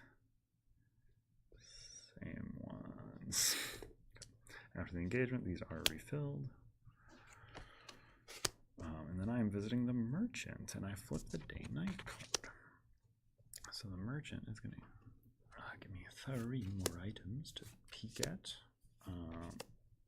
Very important to note, I currently don't have space to hold another item because my strategy's bad. Reduce the amount of modifiers you must select by 1. Because I'm ignoring them, that's fun. Reduce the amount of modifiers you must select by 2. Potent potable, plus 1 recovery. That's pretty good. Plus 2 recovery, my goodness. For 14 gold. Reduce the cost of a merchant ability or item by 4 for 2. It's an immediate coupon. Who's buying coupons? Fools. Shouldn't buy a coupon. Here, secret tip: if you're buying it, it ain't a coupon. And if I upgrade it, it's reduce the cost of a merchant ability or item by 6. Instead of discarding this card, flip it to its non-upgraded side. Well, that becomes kind of a coupon. Yeah. I guess I spent 4 to flip it. Ignore my previous thing. If you want to spend money on coupons, more power to you. It's your life.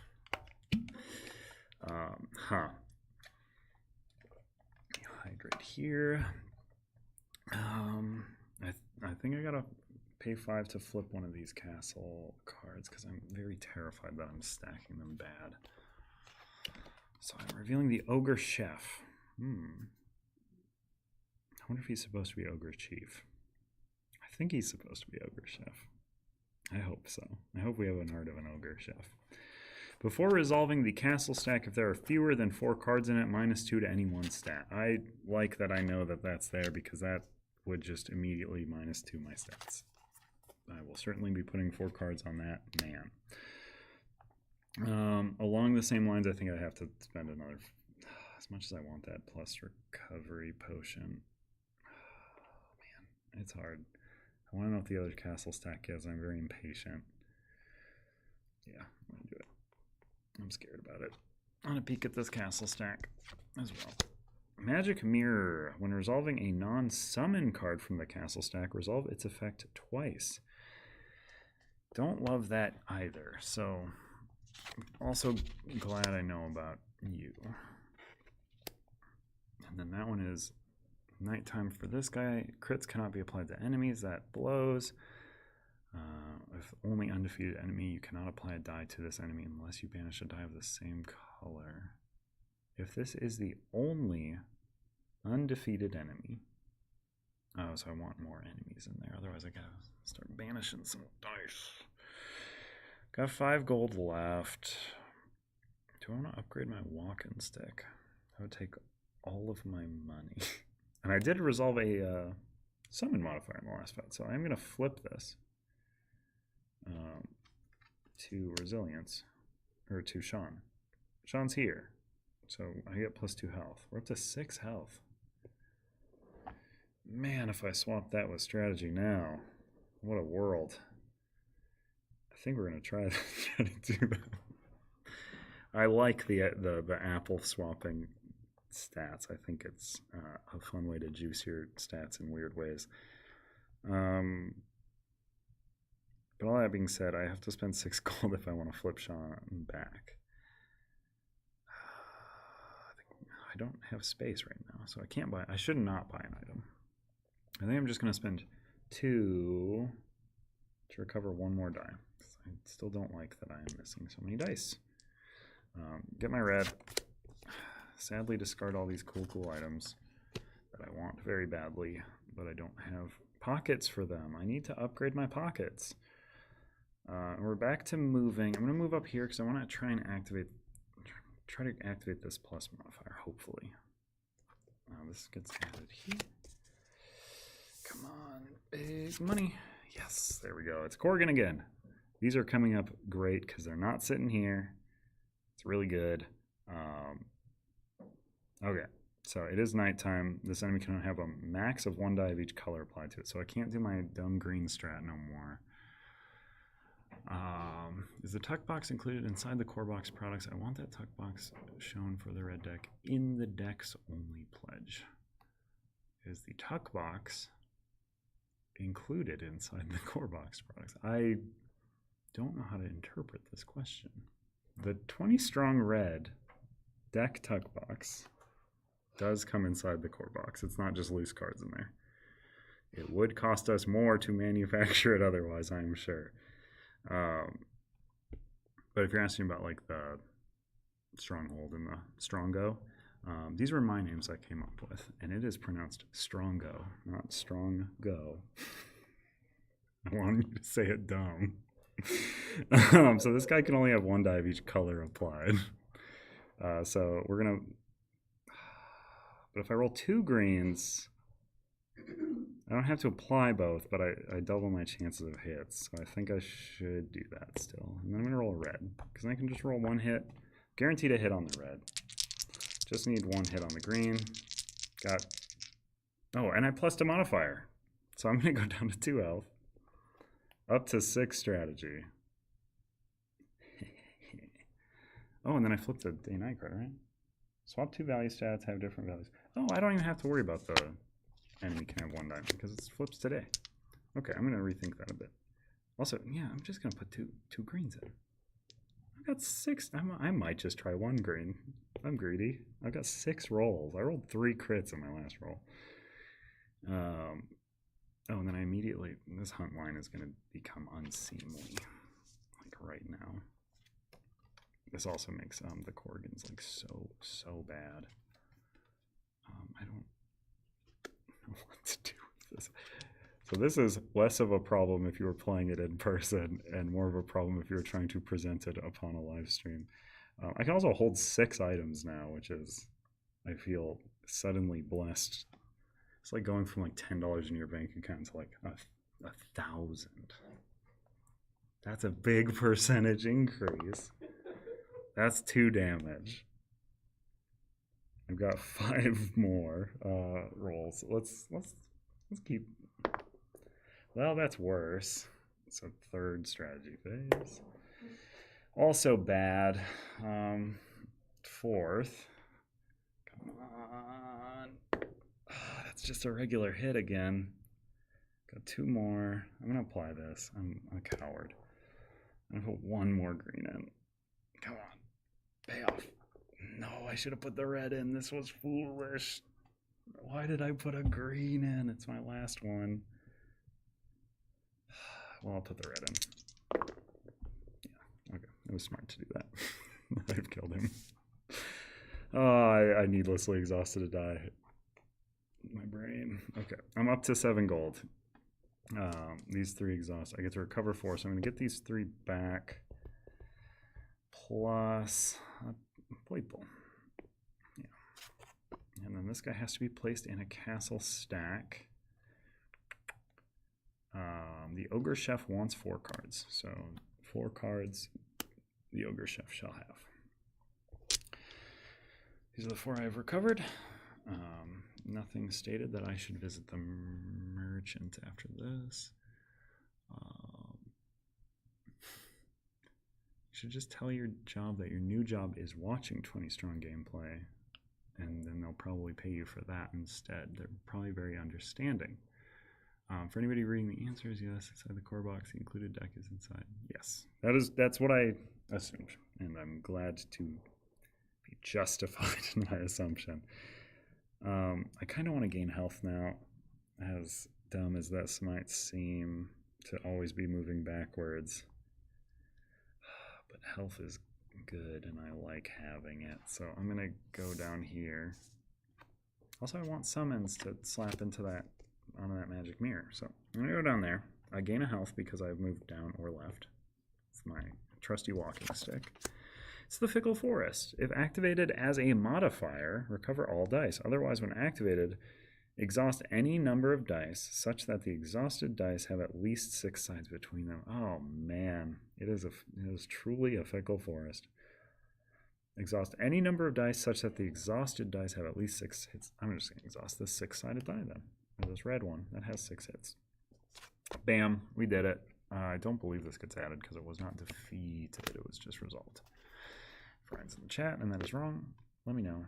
I believe that is the case. Okay, I can pop here. And then I could possibly swap stats. Do I want to swap stats right now? Don't know if I care. If I go here, I can always add that summon modifier. Pretty good. Okay. And, Hum. Yeah, let's move up. I'm just staying in this corner. I'm going to start moving my way over to these castles because I want more of these to add to there. I get just so much money. This replaces here. Activate a Corrigan. We might actually have active Corrigans now because I did gain a lot of stats. Okay. No other Corrigans. Drawn well. I think they're all in the grid. Maybe I shuffled bad. +1 modifier. I'm going to plus this summon because I want to put it there. So that's, oh man. Live and let dice. If activated as a modifier, exhaust 3 dice. Otherwise, flip all 4. Man, I get these in the exact wrong times. I have to exhaust 3 dice. All my hard work to recover my dice. 2 yellows and a purple. It is. You are finished. Corrigan, at the start of the engagement, activate all Corrigans that are face up in the forest or strategy area. There were none. It's not daytime, or it's not nighttime. 3 health again. Again, I've got 6 strategy, so we are just going to go. There's the crit. There it is. See? Oh, I'm smart. That's 3 damage. And then I get to recover 4. This is what it's all about. So, green and yellow. 2 purples. Just caring about the strong guys and then these really dumb green dice. I get 4 gold for this, up to 11. Slowly working my way back. This apple has to be placed somewhere. I don't want to put it anywhere, though, is the problem. Resolving a non-summon card from the castle stacker resolves its effect twice. I need to remember how these work in the endgame. And I might need to pull Ryan to tell me. This is the only undefeated enemy you can play. Do it. Oh, man. I think this cancels out if it resolves twice, though, because it goes day, and then it goes night, and then it goes swap, and then it goes swap. So I think I'm going to put it on this magic mirror, because I don't think it's going to hurt me too much. That goes away. This is replaced. That's a winded. I think I want to go here, because I have the option to activate a summons. Boop. Place that. Let's get this. +1 enemy is not good. If this enemy is defeated first, do not add a card to a castle stack this engagement, ignoring any effect that caused you to do so. Oh, dumb toadstool imp. Gold playthrough afterwards. We cannot do a gold playthrough afterwards, sorry. I do have an edit of a video that has to happen immediately after this. I would love to, question mark. Just time-wise, they do take a long time. Also, I think I took the deck home to reference and did not bring it in, so we'd have to print a whole deck out.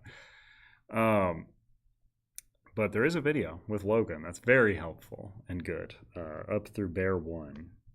but not up through all 3 bears. And there will be a campaign play next week. This is the white deck that we are playing through right now. The red deck we ran through last live stream, if you want to check that one out. And then we will go through gold next week.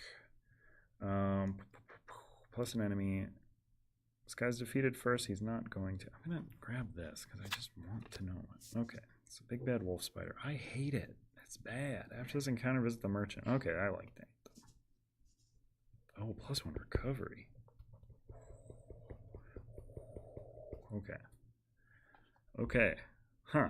So I have to defeat this guy first, because otherwise this guy won't let me add him to a stack. I don't like that. It is... That doesn't matter. This... Okay. Okay. I think we're good. I think we're going to do a big roll, because I want it all. Is it worth it to risk the toadstool and hitting me? I'm at 3 health. Can pay him 3 to go away. Brings me down to 8. I get nothing from the spider other than a stat. I think I'm just going to try to kill it all. I think that's what we're going to do. So I'm going to put all my greens in. So it's a total of 11 damage. If these all rolled crits, that's 12 damage. That will not happen. But if it did happen, it's 4 dice to kill two full enemies. I would feel pretty big brained. Oh, I could have activated any of those. That's why they're sitting there. Man, I'm dumb. There's so many good ones to activate over there too. That was stupid. Okay, I'm just gonna roll these 4 to start off. I've got 6 strategy phases. I get to be silly about what I choose to roll. That's bad. Huh. Man, I should not have done that. Okay. We're gonna not change strategy at all. If it is broke, don't fix it, am I right? Yeah, paid off. Okay, so this is 6 because of my cool dagger. So this man has died. All right, I immediately get that recovery boost. We love to see it. I've got 4 more strategy phases. So if I roll 2 more crits though, or I just need 1 crit and 1 hit. Oh man, that's 0 of those though. Oh man, that's fine. It's fine. It deals 1 damage. I've got 3 more chances. That's a hit. That's 2 damage. So if that rolls a hit, that's 2, brings me up to 4. I should add 2 more dice to this. Yeah, that's correct.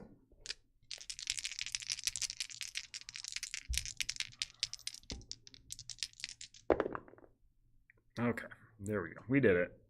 Overcommitted. Definitely overcommitted. That's fine. Green dice are a 50-50. Felt like I had to. Plus 2 gold, though. Worth it. That recovers 1 dice. Beautiful stuff. I'm going to recover these. Oh, I have 5 recovery now. I'm going to recover these 5. This emerald dagger is really, really carrying me, man. So this becomes exhausted.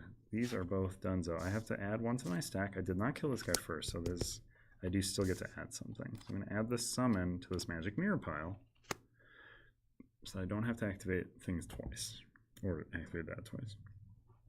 That has 3 on it now. It has 3 health. Yeah, I think I can. I honestly think I'm close to end game now, as far as like abilities. I'm gonna put this here. Yeah, I think I'm gonna start working my way towards the end game. I go to the merchant and flip the day night card as part of the big bad wolf spider resolving. So merchant is gonna give me 3 more cards, and now I have 6 item slots, so I'm flush. Before moving, you may pay 1 gold to peek. Okay. What's your upgraded side? Before moving, you may pay 1 gold to peek at 2. Earplugs negate the effect of a single non-boss enemy until the end of the engagement. Negate the effects of all non-boss enemies. Don't know if I care because I think castle cards are going to be considered enemy or bosses. So I've been dealing with the enemies pretty well, I feel like. Deal 1 damage to a non-boss enemy if it would be defeated by this damage. And the upgraded side is deal 3? Deal 3 if it would be defeated. So, my walking stick, I would upgrade it, but like it feels dumb to do so now if I'm trying to make my way up to the end. What are my other abilities? Unbanish, discard any card in the forest or strategy area. Upgrade an item in your inventory. +2 health. +2 health might be good. I might just flip myself back to Toil and Trouble, depending. Unbanish lowest available die. I think I'm going to recover some dice.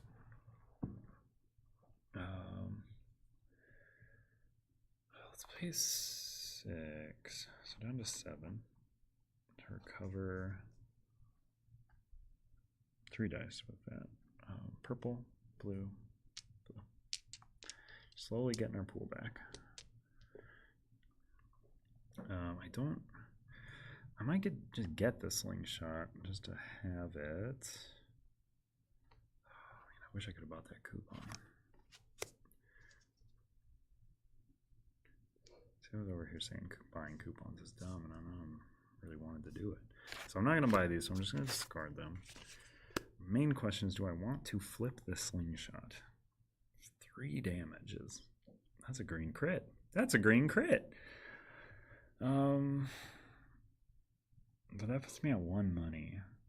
And that's like 1 away from the worst amount of money you can have. But I'm going to do it. We're flipping the slingshot. There it is. 3 damage. Single use. If it would defeat an enemy. Non-boss enemy.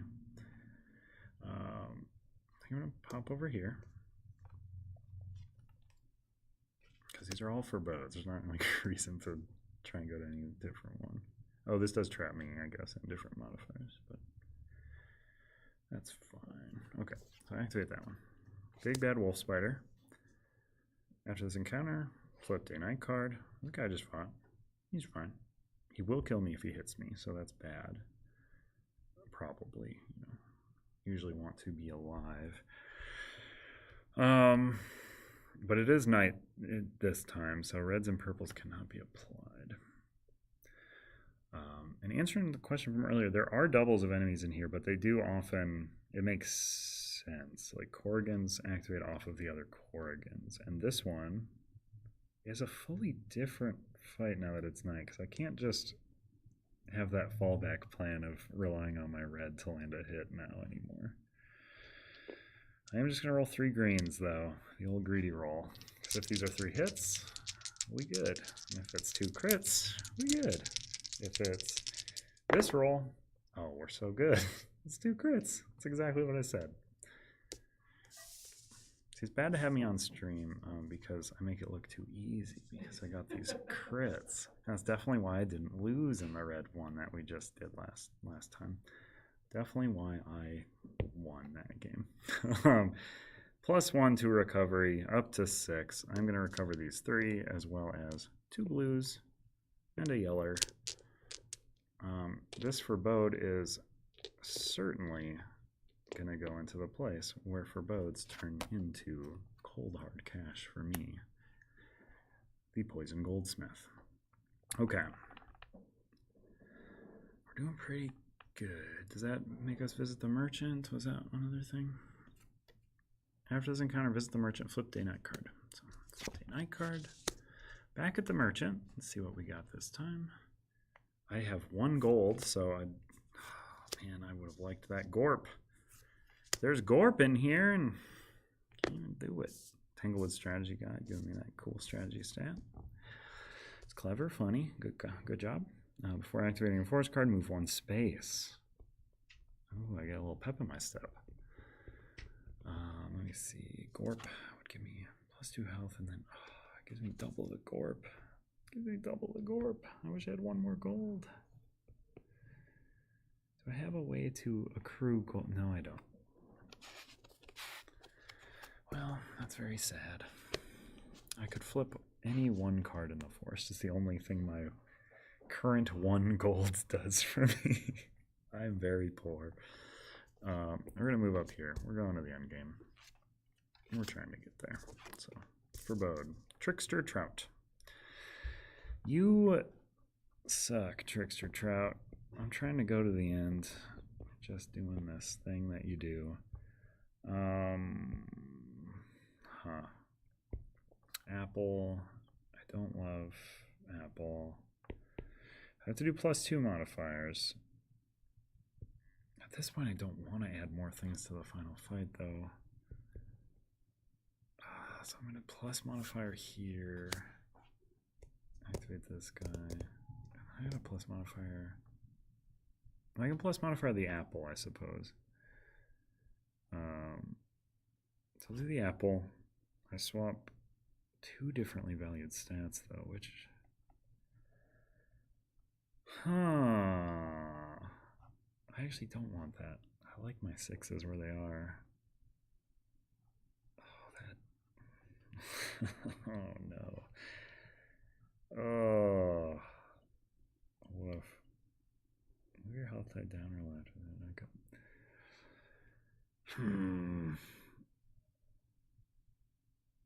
Activate modifiers. 2 modifiers. Forebode apple. Oh man, it's the apple one way or the other. The apple is happening. So I'm gonna swap 2 stats. Which one though? I think it's gotta be strategy. Stinks. I'm very healthy now though. That's my 2 modifiers. Move my health die down or left. If there's a conflict card there, immediately activate it. I don't want to do that, so I'm moving down. I've taken that conflict card, so it does not activate. But I do gain a health from my... Oh, no. This is why I didn't want to plus my health. It's wasted.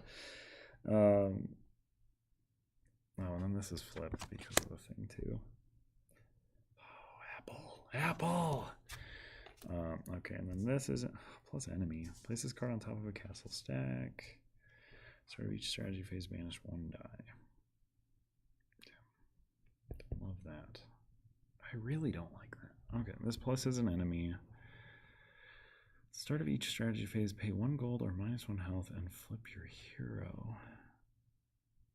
Oh, that's a... No, I'm going to add the Starving Stone. This rules. Okay, the combo. That isn't really a combo, it's just kind of things that are okay together. It's not the wombo combo we want. That's the plus enemy. Now I have a plus modifier. I'm going to do Winded. What's 1 more die? At the start of each strategy phase, pay 1 gold or -1 health and flip your hero. I'm going to pay 1 life and flip my hero. That's a 6 gold discount for flipping the hero. What a world.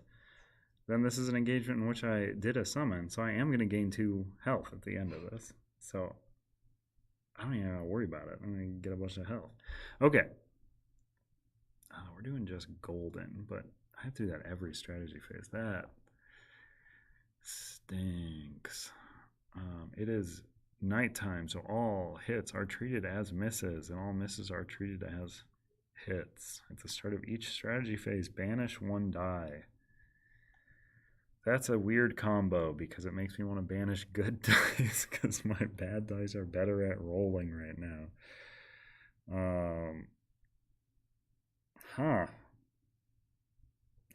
That just happens. Okay. Well, we're gonna banish a blue. Yeah, that feels like the way. Don't love it. So that's that card resolved. That one's happening after this encounter. Okay. I did that one at start. I did this at start. I've just got this after. Misses are treated as hits. I want to be able to end the life of both of these during effects because they both stink. So if I don't get it in the first strategy phase, I'll probably just slingshot one of them just so I don't have to deal with them. Okay. All right.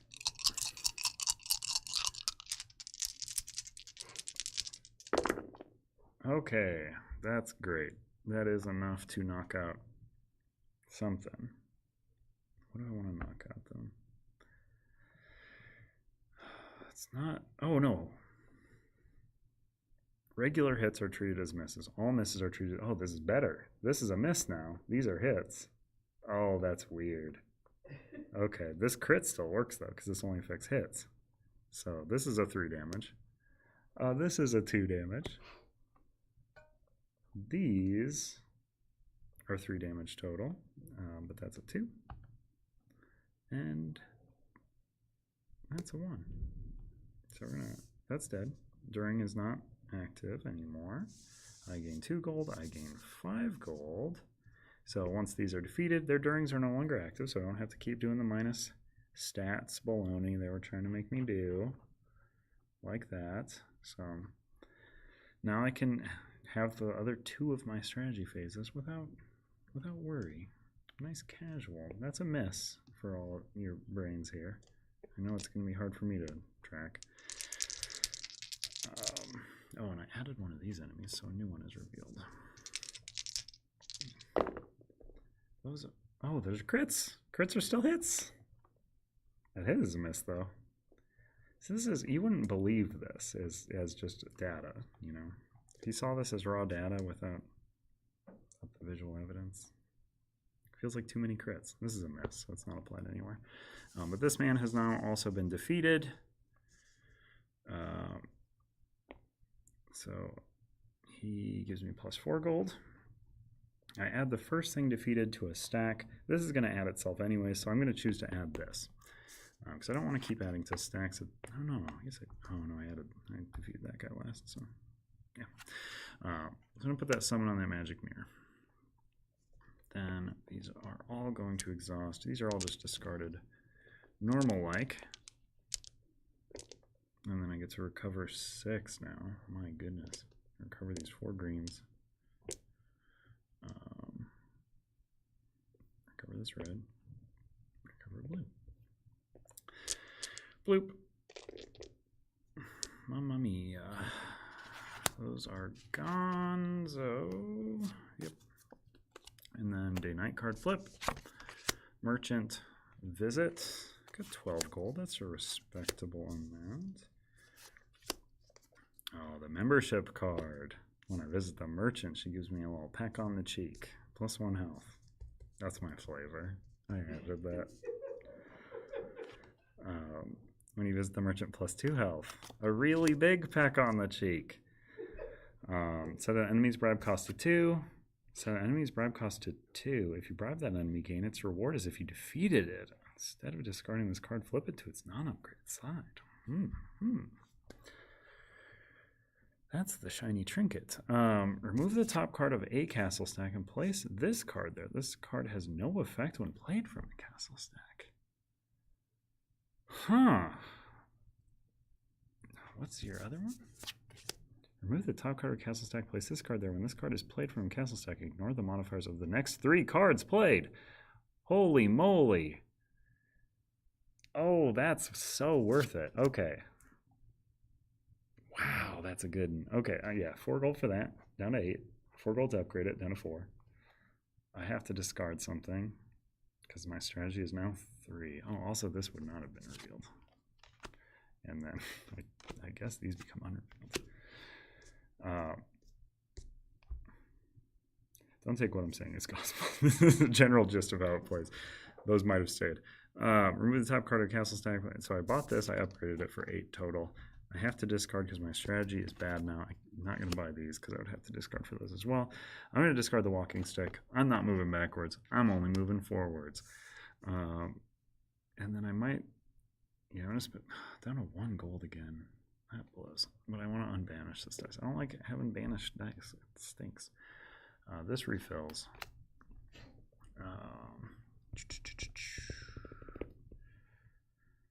Remove the top card of a castle stack. Place this card there instead. Okay. Ignore the modifier. Oh, I don't want to do it there. Rules are fewer than 4 cards in it, minus 2 to any stat. Crits count. Oh, okay. I think I'm going to close up magic. Oh, how many cards are here right now? Oh, I guess it doesn't matter. 1, 2, 3. Oh, I thought I put a 4th one there. Uh-oh. I gotta add a card to that stack before the end game, but then we want to do the end game. Then we're good. But which one do I care about in this stack? Summon, or it's the top card. I think I want a summon to not happen there, so yeah. So I'll save this close-up magic for the time being. And one question I know a lot of people have with 20 strong items. No, there is not a point in which I could have bought this single use, used it before having to discard to inventory size. I did have to discard that walking stick. There's no triggers on stack. There's no magic workarounds. I'm moving up here. We're trying to get to the end game. Let's get this summon. This replaces with Robert. Devilish Moonbeam. Oh, that Moonbeam is so devilish. +1 modifier. I don't want to, though. Can we ask Ryan if I don't want to do these, if I can choose not to? Do I just want to I think I just want to -1 health. Oh, I definitely want to -1 health because this should have flipped and given me +2 health. So I'm back on my Sean side. Up to 6 from flipping to Sean. I'll -1 health as my modifier for Bradbury. I don't want to add more cards to these stacks. They're starting to get... Oh, no, never mind. That's a lie. I have not put anything in the castle keep. I forgot I was supposed to stack that one too. This would be a very bad fight if I don't do that. Okay, I'm going to put an apple here. Yeah, that would be rolling 0 dice every time. That's good that I remembered that. Okay. If this enemy is defeated first, flip your hero. Oh, on the night side. Okay. Devilish Moonbeam. Just 4 health. Gives me 4 gold. I could bribe it for 2. I don't have to. I'm very poor. I'm gonna roll 2 green dice. Just doing the dumb stuff here. We're gonna see. That's 2. That's 2 damage. One more. Okay, I've got one more strategy phase. 1 green hit does it. I have 6 recovery. I'm being very precious about my dice. I really don't need to be. 3 greens. Oh boy, that was almost very bad. It rains, it pours with my rolls, I see. 2 misses. Those are going to be... but 4 damage because of my Emerald Dagger. I get 4 gold. I'm going to be visiting the merchant. These are all exhausted. I'm going to recover 6 or recover 4. +2. Blammo. Dice management is on point. That's what I will say. This gets added to a stack because I'm just scared of the queen at this point. I think I just need to keep dumping crap into that hold right now. Let's see.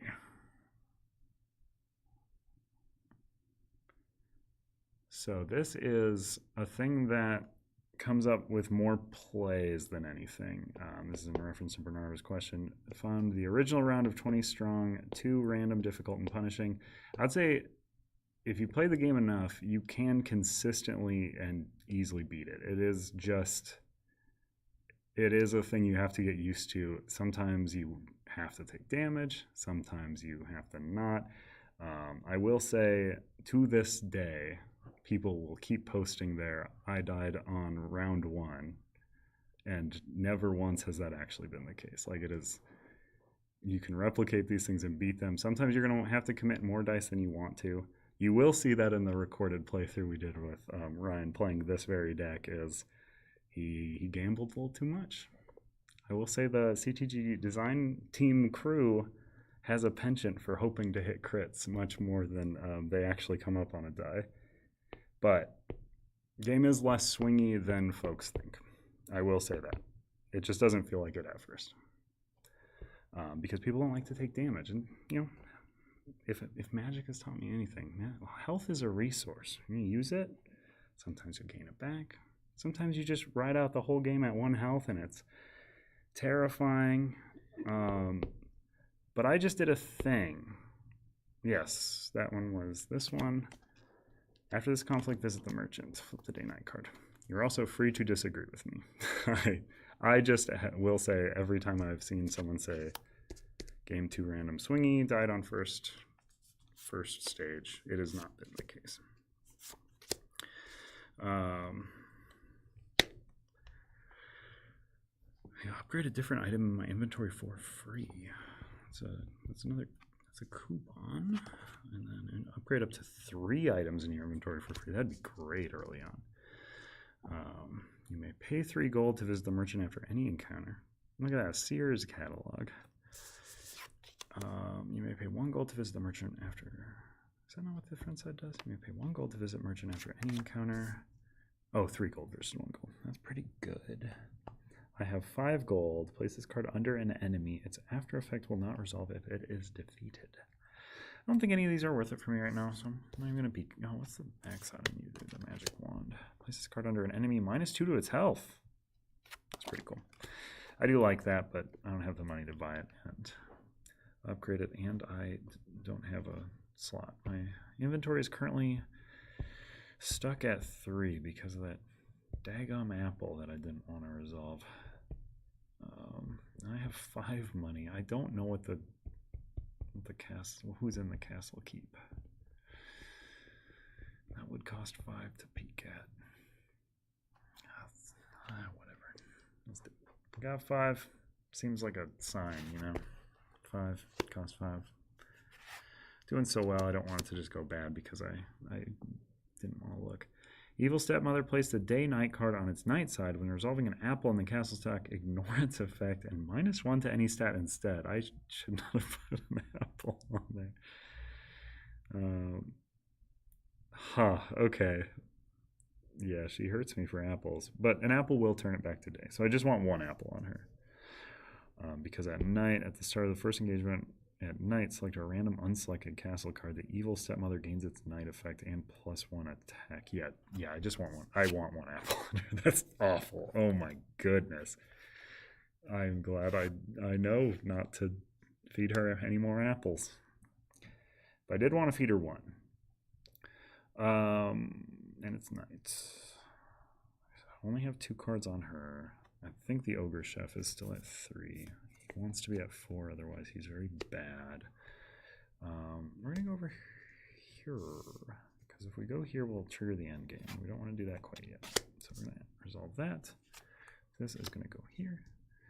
This is pretty slick, and I do like it. So +1 modifier. I'm going to apple, I think, because I want to give myself 6 strategy, and I liked having that 6 strategy.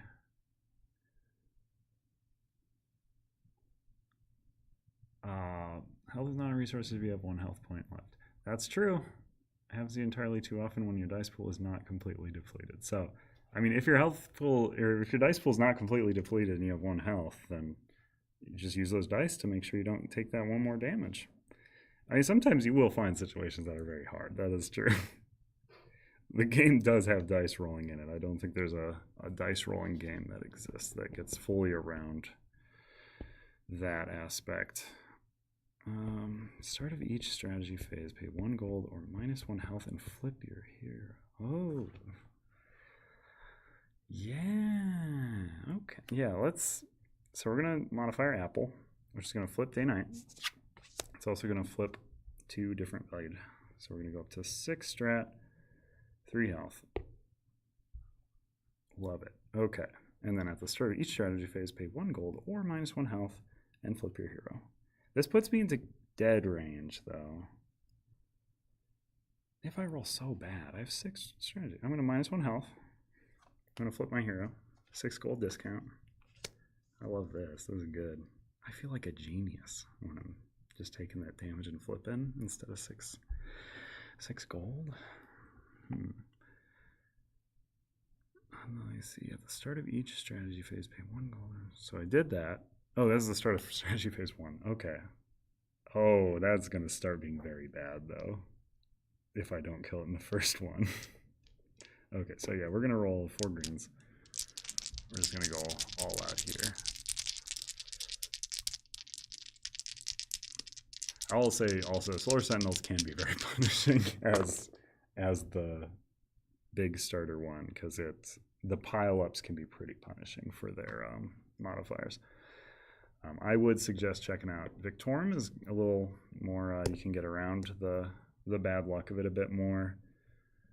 I don't want to minus my health again, and I have no gold to pay, so I rolled 3 misses. I rolled very badly, so he has 2 health left. This is a 3 hit. Well, I just made it not, but it was a 3 hit. And I'm going to slingshot him for the last 3, which feels very bad. But, you know, we do what we have to. Up to 5 gold. And then we're going to place this. What are we doing? I want to put it in the Poison Goldsmith because I want all that money, but I should put it in the Ogre Chef because he needs 4 cards. So I'm going to put it there. Now he has 4. He's sated. I'm going to recover. I'm going to recover those 4 greens I just rolled as well as 2 yellows. Almost back up to our full pool. That didn't send me to a merchant, right? I don't believe so. After this encounter, visit the merchant. Oh, it does. Okay. So, knight. I have 5 gold. I get to look at 2 items and then blackmail material. It's pretty good. Loose purse strings. I don't have enough money to buy either of those. So let's see here. I mean, I'll say Too Many Bones is very swingy as well. It's very good, and the bones help, but I think I have felt more swingy games of bones than 20 strong in my plays. But, yeah. It's all up to playstyle. If your playstyle does not like to take damage, then it is a rough game, because I do think that's very much. I certainly cannot afford that, and I also don't want it. That stat is maxed. So these items are out of my range because I'm a poor man. Just making his way in the world. Oh, and also I'm back up to 6 strat. So let's take a peek at the Baker of Brutality. Yaman. Dark Fairy. Oh, pretty sucky pile to pull. Baker of Brutality is a good name, though. Love that guy. Okay. I still have 5 gold at the merchant. I discarded the items. I'm still in the merchant if I want to be. I honestly might spend 5 to +2 my health. Just buy a nice potion. Also, I will say, if you had any sort of hesitance about the initial 20 strong run, I think, despite its added rules, Tanglewoods Red is such a good starting point for players. It is very good. You choose your path, which makes it also, you get so much more agency over what you know is coming up. It's another thing where I think Elder Scrolls improves on Bones, is like you can get around the randomness a bit. Just saying. Honest thoughts. So I +2'd my health with my potion. I know that if I flip back, I will get 2 more health. That is if I use a summoned modifier. I've got rid of my walking stick. I got to remember that I'm not doing that. So I'm going to pop up to this apple. Hope it has plus modifier. I'm going to pull that summon. This gets replaced with a Roberry. Don't love that. Tongueless Dog. Add all enemies defeated this engagement to the top of a castle stack. This is pretty good right here, actually, because I think I can just set it up where I get to the end now and feel comfortable, because I can plus enemy. I can choose one of these that pluses an enemy. Yeah, I think that's the ticket. If this enemy is defeated first, ignore its after effect. No, I kind of like the after effect, sir. So I think I'm going to add this Dark Fairy. It's got 2 health, which is going to make me add an enemy. So it's going to be Winded and Apple. I don't want Apple that much, honestly. For bow, it's gonna give me a pile though.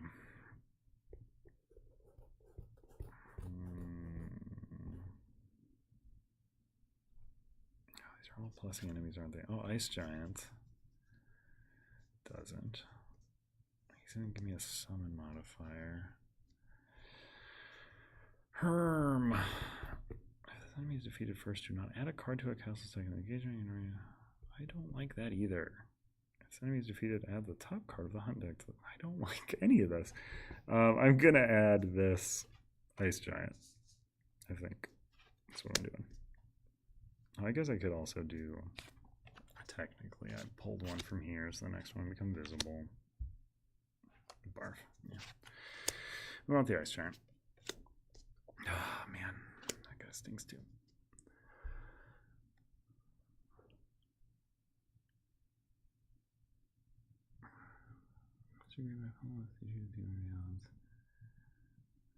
Yeah, this is one of the new decks from the new set. That might have popped the mic. I don't know. I got so excited about it. Yeah, this is Tanglewoods White. So this is the white deck. We have full game, or not. We have gameplay overviews for this and gold up on the page as well, so you can check out gold there if you would like. Our white playthrough went a little poorly for us, so we wanted to show it off once more. And it's going less poorly for me, I will say. No spoilers for that video, but Ryan certainly did not make it this far. It's part of the magic of the game, as he says right before death. Again, no spoilers for the video, but that's definitely spoiler. So items cannot be used, so my precious, cool green dagger will not help me with the Ice Giant until he's done so. So I want to focus on him. Do I want to bribe anybody? I don't, because I have 0 gold. They will not accept that as a bribe amount that they are okay with. Oh, I get to ignore if there are exactly 2 enemies. Get out of town. Oh, if I can get it down to 2 though. Okay. Yeah, I think I'm gonna put 2 dice in. My goal here is to. Oh no, they don't leave the active area. They'll just be dead in the active area. Yeah, I gotta kill the Ice Giant first, which feels bad. See, this is a classic dev roll. It's to roll 4 dice when you want to kill something with 5 health. This is bad. This is a bad idea. Don't do it. Put the dice in that you think you need. This is the classic way. If you want it to happen, make it happen. See, I didn't even make it happen when I did the right thing. I don't apply the red. This is another hot tip, hot 20 strong tip. The hit face on your red die, worst face. Does 1 less damage than the best face on the die. There's no miss faces on that die. I'm going to put these 3 here. I want this man gone. I'm going to do second strategy phase. Okay, that's enough. See, that does 1 more than the other one. Bam. Oh, I don't need to do that. Do that. So now I can use items. Love it. I instantly get 5 gold. Bribe phase is passed, so I cannot bribe any longer. Okay, I'm not worried about that. If this enemy is not defeated, I have to swap these 2 stats. Doesn't do nothing. So let's apply the hit there. We're going to go greens. Greens. I need 1, 2, 3 green hits. So we're going to roll 3 green dice. We have 4 more hits.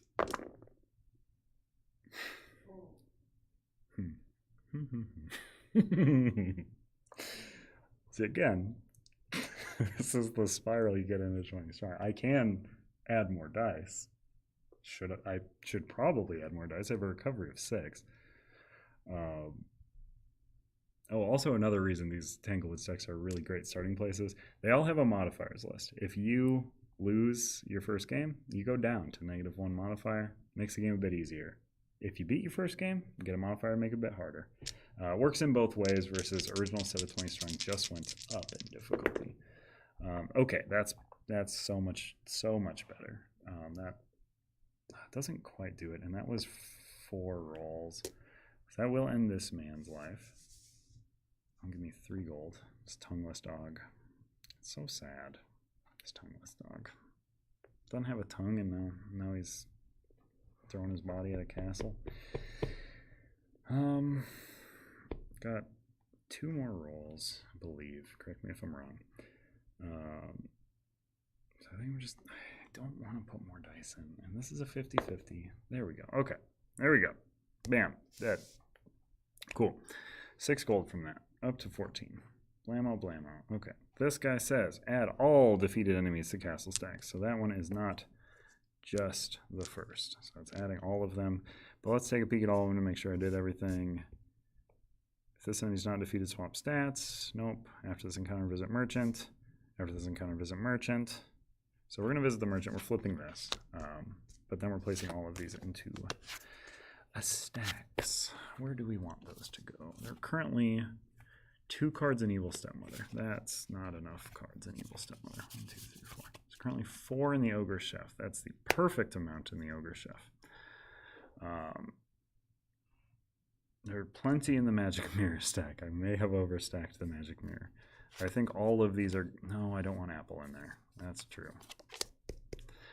Apple's no good in her spot. So I'll put these 2 in there. Bring her up to 4. Apple can go... Let's set this... Oh, man. See, and I could do this whole... It's exactly 50% odds that I would roll 3 green misses. They are. Oh, I should do my recovery step before I do all this as well. So, getting these 3 green back, red, purple, purple. Have not seen a lot of reasons to not recover my best guys right now. I did not take the cool yellow, the gold, pot of gold. Where does Apple go? I don't want to give it to the Evil Stepmother. I could do the mathing out of everything to see how I can make it so that I make, because I want night to happen here so I can visit the merchant after that. That's desperately what I need to happen. And the apples are going to make that happen. So there's an apple in there already. But I don't know what's going to happen here. We're going to put the apple there. We're going to see. We're going to see. Okay. And then I should probably do this eventually. So, so this will, but I want the apple. Oh, next 3. No, okay. I'm going to place the apple here. Bam. Apple goes in queen stack. I'm going to use close-up magic. It removes the top card of the castle stack. And then it places itself there. And it's going to negate the next 3 modifiers, which would make this apple still active. So I want her to eat 1 apple. Exactly 1. So that's the smart move, I believe. I think... Oh, and I'm visiting the merchant because of the after effects. So I reveal 3 items. Set an enemy's bribe to 2.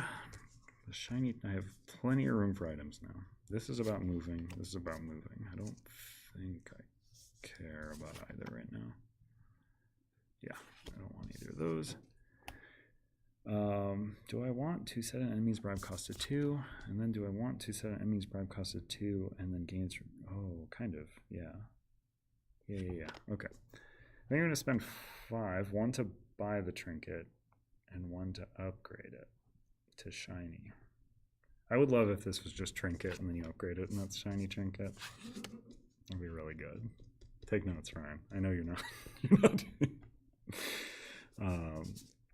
But also if these are like boots and they become hiking boots. This is a ball that becomes a crystal ball. These are genius ideas I'm doing. This emerald dagger becomes mysterious when you upgrade it. Like, what did you do to it? The purse strings became loose? The material became blackmail material. Good stuff. Okay. Okay. I'm not buying those because they're about movement, and I'm moving to the end of the game right now. I currently have 8 gold. I have it. I can set an enemy's bribe cost to 2, so I'm not terrified about that. Do I want to buy anything else there? Oh, I did this thing too. I keep forgetting. This is my flip condition. I did resolve an encounter with a summon modifier in it, so I plus 2 health. And now I'm on my bad side though too. I pay 6 gold to flip back. That would be a good side to be on when there's a pile. Does this care about non-boss? There are exactly 2 enemies in the active area. Oh, it works on bosses. That's really interesting. Oh, and I did flip that. Okay. So I think we're going to go move here. Let's replace this. Activate this. Open flip vest. Heartless Boar. Don't like that guy. All enemies are defeated -1 recovery. Oh man, I don't like that. He pluses an enemy. Okay, so it's currently day. I don't want it to not become day. At the start of each strategy phase, flip your hero. Pretty good. Kind of like that. Because I could get back. I could get that 6 gold discount again. Be a genius, but then I gotta plus another enemy, which is not something I desperately want to do. I think we're gonna do it though. Plus him. Take a peek at Ren. Ugh. So many plus enemies in this pile. I'm gonna plus the Dark. Oh, the Dark Fairy pluses an enemy. Okay, this is also gonna plus a modifier, so I should do that. I'm gonna. That's a summon. I can't do that. I'm gonna do Winded. It's also my strongest die. Too scared to do a giant pile. Start of each strategy phase, flip your hero. It's very funny. Flipping heroes is very good. I like the flip heroes. You all should be excited about flip heroes. I'm gonna. Can I plus this? After this conflict, visit the merchant. Yeah, I'm just gonna do that. That's there. It's been sitting there. It's a freebie. Reveal the next one. Human. Don't like that guy either. He's a plus enemy. So I did the plus modifier, which is the Winded. Plus enemy, plus enemy, plus enemy. Okay, we're all cleared out. I could also plus off the blind deck. I don't want to do that. I should bribe something because I don't want to defeat all enemies.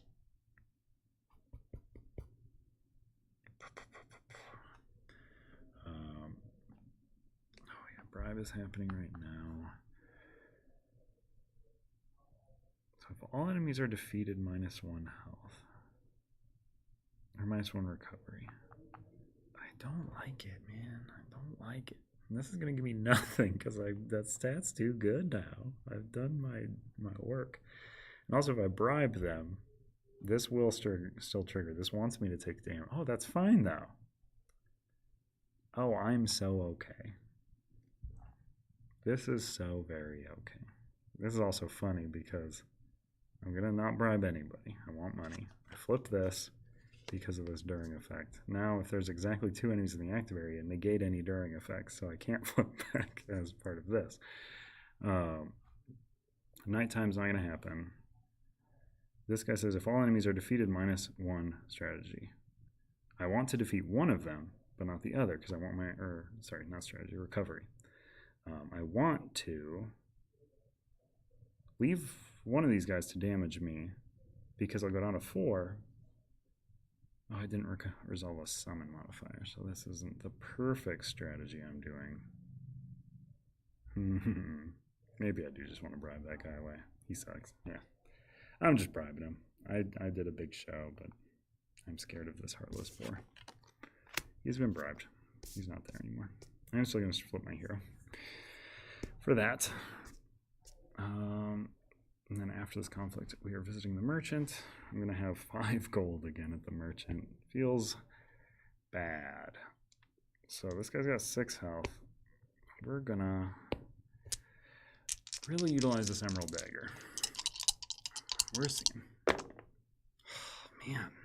Okay. It's 2. 2 damage. First strategy phase. This would trigger. Oh, it does trigger now. Oh, I never would have flipped to... Oh, yeah, it would, because I'm not ignoring it. So this flips me. Oh, this is genius, though, because they're plus 2 health when I flip. But I'm at 6. Okay. Well, weird. Okay. Well, we're just doing the thing again. He flips me again. Okay. Now I want to kill him. Now we're going to be serious and add 1 more green. Because I want to end the fight on this side. No, it still doesn't do it. That was 3. I believe. I have plus 2 health again, but I don't have that to do. This would be such a good place to farm health. 4th roll, I think. This is the 5th roll, let me know. Okay, that does it. I swear I didn't want to do it though, 'cause it sticks me on the bad side. So plus 1 strategy. Don't have anywhere to go but down with strategy right now. Recovering these 4, plus a red and a purple. We got those. Blam, blam, blam.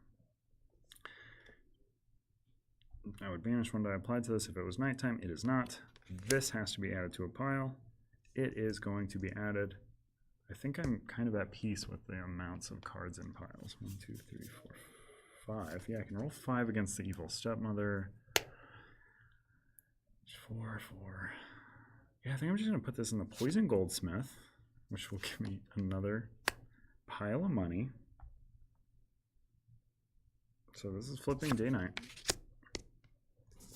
Be visiting the merchant. And then we go to the merchant. So 3 items. Coupon. Pot of gold. After each non-end game. So that is this changed? No, it's always not. So that's useless to me because we are literally entering the end game at this very moment. Pay 3 gold to visit the merchant. Don't. No, it's not good. I will buy the coupon. I'm buying a coupon. Despite my objections to the idea of buying a coupon. That's what we're doing. I did also just bump the mic. Let's see. Unbanished lowest available die. No flip day night card. Do I want to flip the day night card? That's the thing here. What is this going to do for me? Currently, it's 1 day night flip here.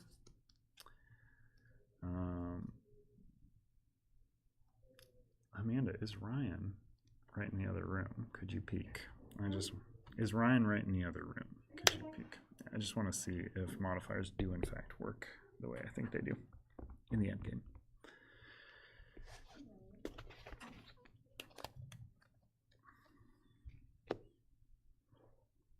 But we're entering endgame, so I am going to clear these because they won't matter anymore. The Tangled Woods are being raised to the ground. Is special guest Ryan here? Yeah. I can't see. I'm blind. I clear these, yes? I clear the Tanglewoods when I'm going to endgame? Yeah. Okay. Discard it or? Yeah. Okay. And then our modifiers, when they're resolved from here, resolved as though I was just resolving a modifier, or do they have some special effect in the end game? Okay, cool. I think I'm good then. You can pick whichever one of them you want to in order, but you have to do the 7 other last. Got it. Okay, so I'm in the end game. I have these 3 castles that I have, or these 3 parts of the castle I have to get to before I can get to the keep. I can do these 3 in any order. Let's see. Who do I want to do first? It's currently night. I know that this has a night effect that I want. I also know that in this stack there's a single apple really messing me up. So that's going to flip it to day, but I want it to be night so that I can go to the merchant after that one. So I don't want to activate this pile. Okay. The Ogre Chef. What do you have? It's currently night. You have an apple. So I might do the Ogre Chef first. All right, so I think we're taking on the Ogre Chef. So I'm going to bring him forward. He had 1, 2, 3, 4 cards in his stack. So this is how the end game works. So I'm at 6 health. I can take my thing back here because I am not running through the woods anymore. I'm arrived at the castle. So Apple, he's going to play that against me. I swap 2 stats that have different values. Tricks on him. I'm 6s across the board, baby. So that's not going to do anything. It's going to flip the day night though. Boom. Blammo, blammo. Next, for Bode, I can add the top card of the hunt deck to a castle stack. Oh, I actually kind of hate that. It's an apple. I'm going to add that apple to this magic mirror stack. I don't love the magic mirror stack currently. I'm not pleased with it. I've resolved these 2. Robbery. I don't know if I care about money because I'm about to get a... How much am I going to get from this? I'm going to get 1, 2, 3, 4. I'm going to get 12 gold off the Poison Goldsmith. But I would -1 a stat, or I would discard an item. Do I have any items I don't care about? I currently love my items dearly. So no. Also, you will notice, this is considered a boss enemy. It doesn't have a bribe number. These are loyal enemies to the queen. They do not want to take your money. It's dirty money. Pay exactly 3 gold, discard 1 item, or -1 health. I'm at 6 health. I'm flush with health. That's -1 health. I don't like it. Did all this talk about using my health as a resource. No, I don't want to go down from 6. And then this one's just going to summon itself. Ugh, Forest Dragon. Oh, you're going to flip that day-night card, you jerk. Okay. Huh. Okay, so before resolving the castle stack, I should have done this before, but there were 4 cards in it. So it says if before resolving the castle stack, if there are fewer than 4 cards, -2 to any one stat. I had exactly 4 because I knew ahead of time. I paid the money. I did my due diligence. I also made it so it's not... Oh, actually, it's good that it's not night. Crits cannot be applied to enemies. That would be bad. Yellow's dealing 1 damage, +1 damage. That would have been pretty good. Okay. Also, I would know this was here. See, here's the things. You can be very smart about this game. I'm not playing it that way. But playing it away, I'm going to... Oh, I could just bribe the dragon, actually. Then I wouldn't have to flip the day-night card. Yeah, okay. So I'm going to set an enemy's bribe cost to 2. So his bribe cost is now 2 instead of 8.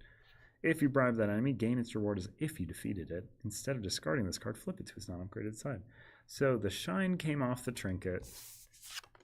I'm bribing this guy for 2. I still gain his reward, which is 9 up to 10. Heyo, he is not considered to be defeated still. I get his reward as if he's defeated, so he doesn't do anything weird. And this gets flipped, so I gave him the shiny part of the trinket, but I still have the trinket around. So this guy's away. Don't have to deal 7 dang old damage to him, and I have 10 money now. I feel like $1,000,000. Okay, so I just need to resolve 4 hits on him. Since I had 4 cards in his castle stack, I can roll 4. I made that dragon love gold less. I made him love 2 gold instead of 1. What a fool. I'm going to roll 2 green. No, there's no reason for me not to roll all 4. I have a recovery of 6, and I currently only have 2 exhausted dice. So I should not roll 2 dice. That's just dumb. Yep, I definitely should not just roll 2 dice. So this is 1 hit. These are... So, second strategy phase. There's a crit. He did. Emerald Dagger, very good. Bam. No reward on him. If it was nighttime, crits would not be applied, but it is not, so he has been finished. 4 exhausted dice, recover, blam. Full pool of dice, feeling good. 1 castle stack down. I'm going to set that off to the side. All right, going into my other 2. I think I've set it up now so it's day. This only happens at the end of this conflict if it's night. I have 1 apple in this pile, so I know it's going to flip. Zoop. So we're going to take the Poison Goldsmith. So the Goldsmith has, when resolving a forebode card from the castle stack, ignore its effect and +3 gold instead. That's 1, 2, 3, a 4. That's 12. I in fact kind of waste a little bit of gold because I was already at 10. I'm up to 20. This guy's doing nothing. What an idiot. Poison Apple. I'm going to flip Day-Night card. And it's going to make me swap some stats. Oh, I do have different stats now, so I have to actually pay attention. I'm going to swap. Shouldn't swap their position. That's dumb.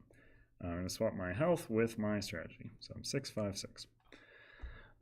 Apple has been resolved. 5 cards in this stack, so I can put up to 5 dice into this encounter. Only enemy in the fight. So pretty good. I've set myself up very well. I'm making this look very easy. You can see like the polar opposites. I should edit this into the other video to show you like sort of the 2 sides of the coin. That guy's dead. Emerald Dagger, good. Blambo. 2 exhausted. I recover 6. Dead. Blam. Zoop. Visit the merchant. After. Alright, that's it. After this conflict ends, visit the merchant with my very full pockets. Let's see what's going on for the walking stick. The Gorp. We are going to buy the Gorp because boy do I want that option. So Gorp for 2. We're going to upgrade the Gorp for 4 up to 14. The Gorp is plentiful now. I think it just makes extra Gorp. It's like a good Gorp recipe. Got a good Gorp guy. Walking stick, completely useless to me at this point. I'm no longer walking. I'm running. My recovery's so juiced right now. So these are both nothing for me. Let me see. Flip any card from its forest and banish the lowest available die. Do I want to flip the Day-Night card? I mean, I think I'm at full health, so that's kind of... So let's see. We're going to go Forebode, Apple, summon Apple. Oof. So this one's going to just make it whatever time it is anyways. This is a night effect. I am going to pay 3 to scry, which flips the Day-Night card. Kind of want it to be on day. Don't need to recover any dice. Unbanish the list available die. Blah, blah, blah, blah. And then I think I just want to keep the rest of my money for bribe. Oh, I could upgrade the shiny trinket again. That's correct. That is the correct move. I'm dumb. Yes. I'm repolishing my trinket. Trinket has become shiny once more. I also should have upgraded my coupon. Or no, should I? No, this costs 2. No, I should not upgrade my coupon. The concept of upgrading a coupon is very funny. It's very little funnier to me than the idea of somebody making modifications to a coupon. Like it's even a better coupon now. Okay. I think that's my merchant stay. Yes. I have 7 gold. I have upgraded the trinkets. We're back. Okay. So I'm going to resolve the forebode right off because... Oh no. Okay. This actually could bum me pretty hard here. So we're resolving a non-summon card from the castle stack. Resolve its effect twice. So apple, that's going to swap. So nothing happens. I'm going to just do both apples because that's going to happen again. So those are both negated by the mirror. It's reflecting. Isn't that fun? Forebode. I don't love that. It's going to add the line. Oh no, that's so bad. That's so specifically bad. Oh no. Oh, that's awful. Okay, well, it's gonna add a winded, and it's gonna add an apple. I only wanted her to eat one. Okay, and then we got a summon. We got a summon. I believe plus enemies are ignored in all end games, so that will not do that. But I did have 5 cards, so I can. Oh boy, I can roll up to 5 in this encounter. These are some healthy enemies, though, so I kind of place this card on top of a castle stack. Oh my goodness. So I'm quite pleased that I did the shiny trinket upgrade, because I'm going to bribe the crow, the wren, with the shiny trinket. Set its bribe cost to 2. I'm going to bribe it. I gain 2 because I gain the reward as though I had defeated it. Bam. Balances out. None of the bad effects. Love it. Get out of here, dumb bird. Do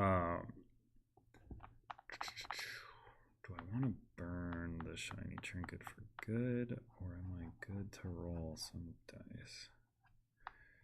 It's not nighttime, so I'm not worried about those effects. I just have to deal 9 damage. I do have a lot of turns to do it. I'm just very worried about the queen. And this lets me go to the merchant. Yeah. Let's leave him in. I'm not gonna bribe him.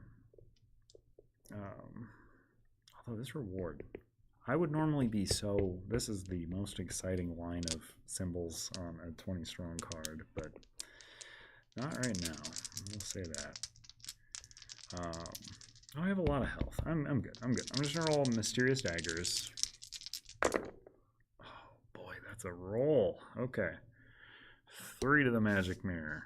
It has been shattered. 4. I believe this is. Oh boy. Okay, that's 2 strategy phase. I have 3 more. 3 more. I'm just gonna be greedy with the green. Okay. The greed pays off. Blam. Okay, so this gives me +1 recovery, up to 7, of course. Okay, so these are done. I recover 4. Technically, I recover 6, but I should have been rolling more dice. What am I doing? All right, defeated. I visit the merchant, flip day night card, bam. I could only roll 5 cards. Yeah. Okay, cool. All right, blap, blap, blap. Okay. Magic mirror finished. So queen's up next, but I am gonna resolve the merchant first. The marshal. Ooh, slingshot. Okay. Hello. What does the coupon do when you upgrade it? Reduce the cost of a merchant ability or item by 6. Instead of discarding this card, flip it to its non-upgraded side. Kinda doesn't do anything for me to upgrade it right now, because nothing costs more than 6. This is pretty nothing right now because those don't activate right now. I'm gonna buy the slingshot down to 5. Now the question is, do I upgrade the shiny trinket again? I repolish this trinket. I've been getting a lot of good use out of it, but I will not have a chance to upgrade 2 items here. That's not true. I'm going to use the coupon. Cash in my coupon for the merchant's shining operations. So she shines my trinket for free. 4 more. Yeah, I'll go down to 1. This feels scary. Oh, because all the robberies. Oh, is that bad? How bad is that? What's going on in here? Ignore those 3. Oh, it's just a bunch of apples. What am I worried about? Yeah, I'm going to go down to 1. 1 out of 1. Flip the slingshot. I don't know why. Why am I doing that? She's a boss enemy. I don't know. We'll see. Just in case. Just in case. Okay, earplugs gone. Blinders gone. Like I had a slingshot, earplugs, and blinders. I could make myself into the worst slingshot user in the world. Okay, so these 2 are above the close-up magic. So the close-up magic provides no modifier, and then it is also going to ignore the modifiers of the next 3 cards played. So it's going to be ignoring those 3 modifiers. So these are what is being played in this order technically. So Evil Stepmother, place the day-night card on its night side. Bam. When resolving an apple card in the castle stack, ignore its effect and -1 to any stat instead. I'm going to -1 to health when resolving this apple. Then I flip the day-night card. Wow. Okay. Apple used. Winded. Exhaust the strongest die. Second apple. -1. Once more to health. I have the Gorp. I've got the upgraded Gorp. I think I'm good. So these are all of my modifiers. Oh, and then this flips back to night. Oh, barf. Get out of here. Her night's really bad. At the start of the first engagement at night. So if this goes multiple engagements, I won't have to do this again. At the start of the first engagement at night, select a random unselected castle card. Evil Stepmother gains its night effect and +1 attack. Okay. Let's see. What visage is she taking on? That of the Turncoat Dwarf. If dice of at least 4 different colors are applied to this enemy, return all dice applied to this enemy.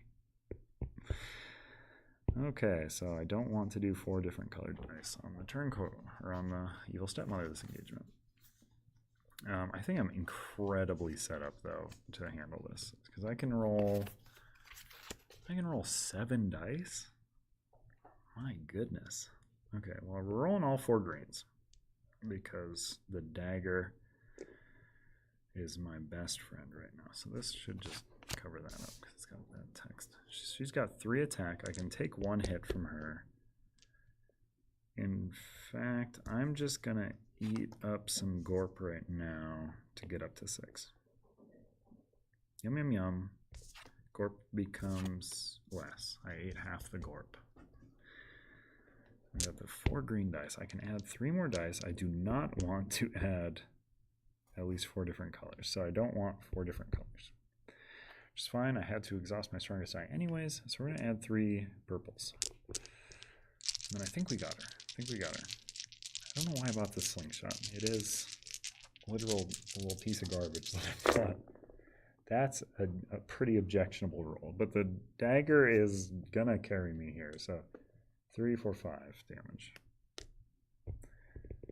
1 purple.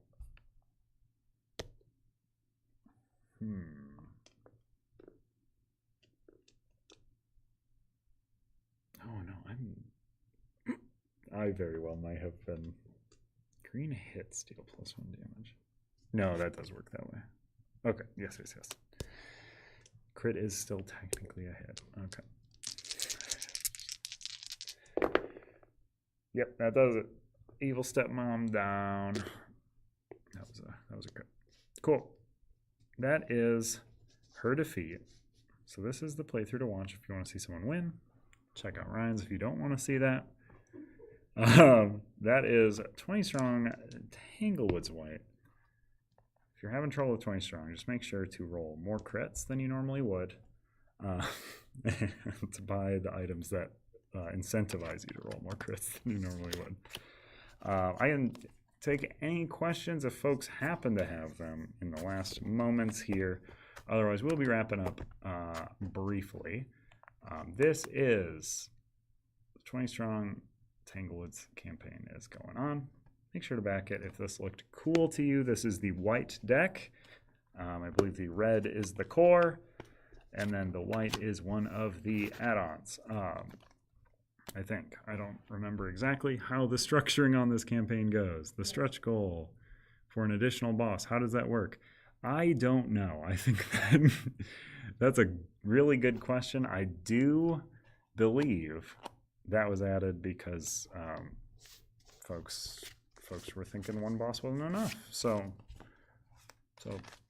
your guess is as good as mine, but we will find out. Yeah. My suggestion was the bigger badder wolf and so on and so forth, stuff like that. I don't know if that's good or bad.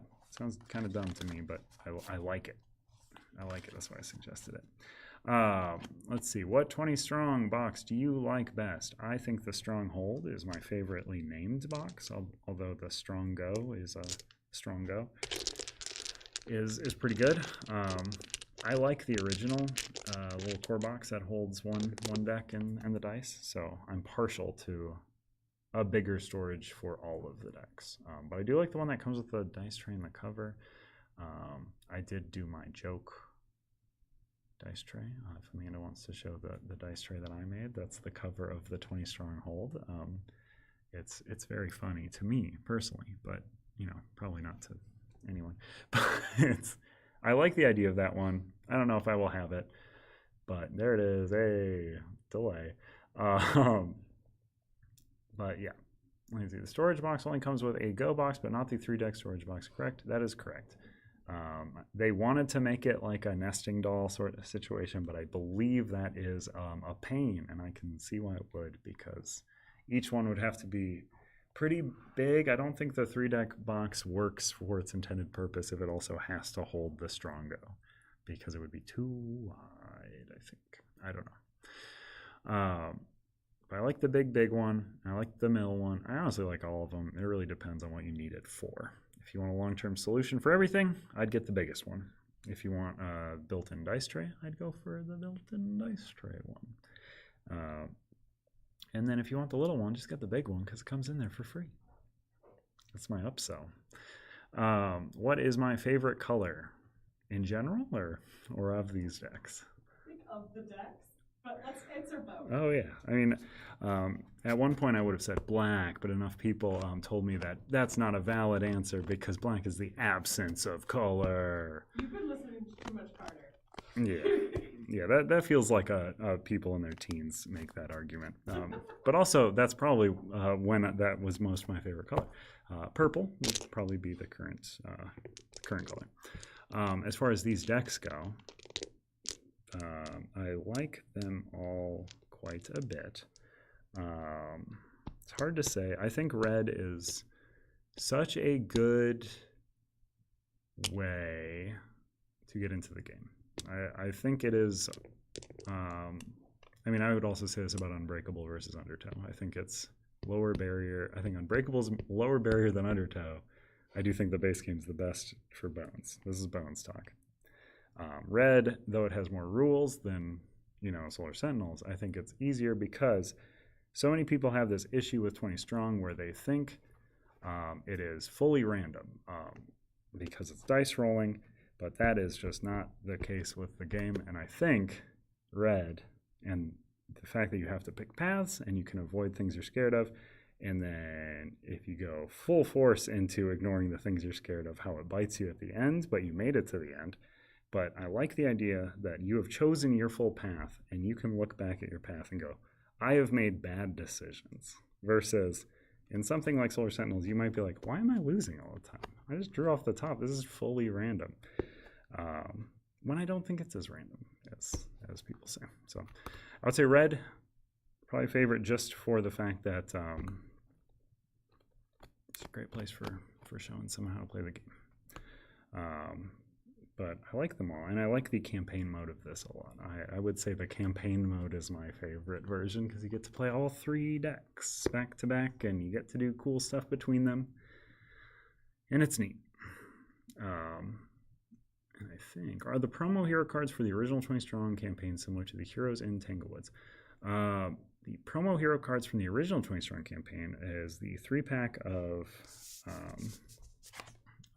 like Tink and Rump. So those are Tanglewoods heroes because they have flip sides. Is Jack the third one? Jack, yes. Yeah. I don't remember what any of their double sides are. I don't know what any of their double sides are. I know one side of all of them.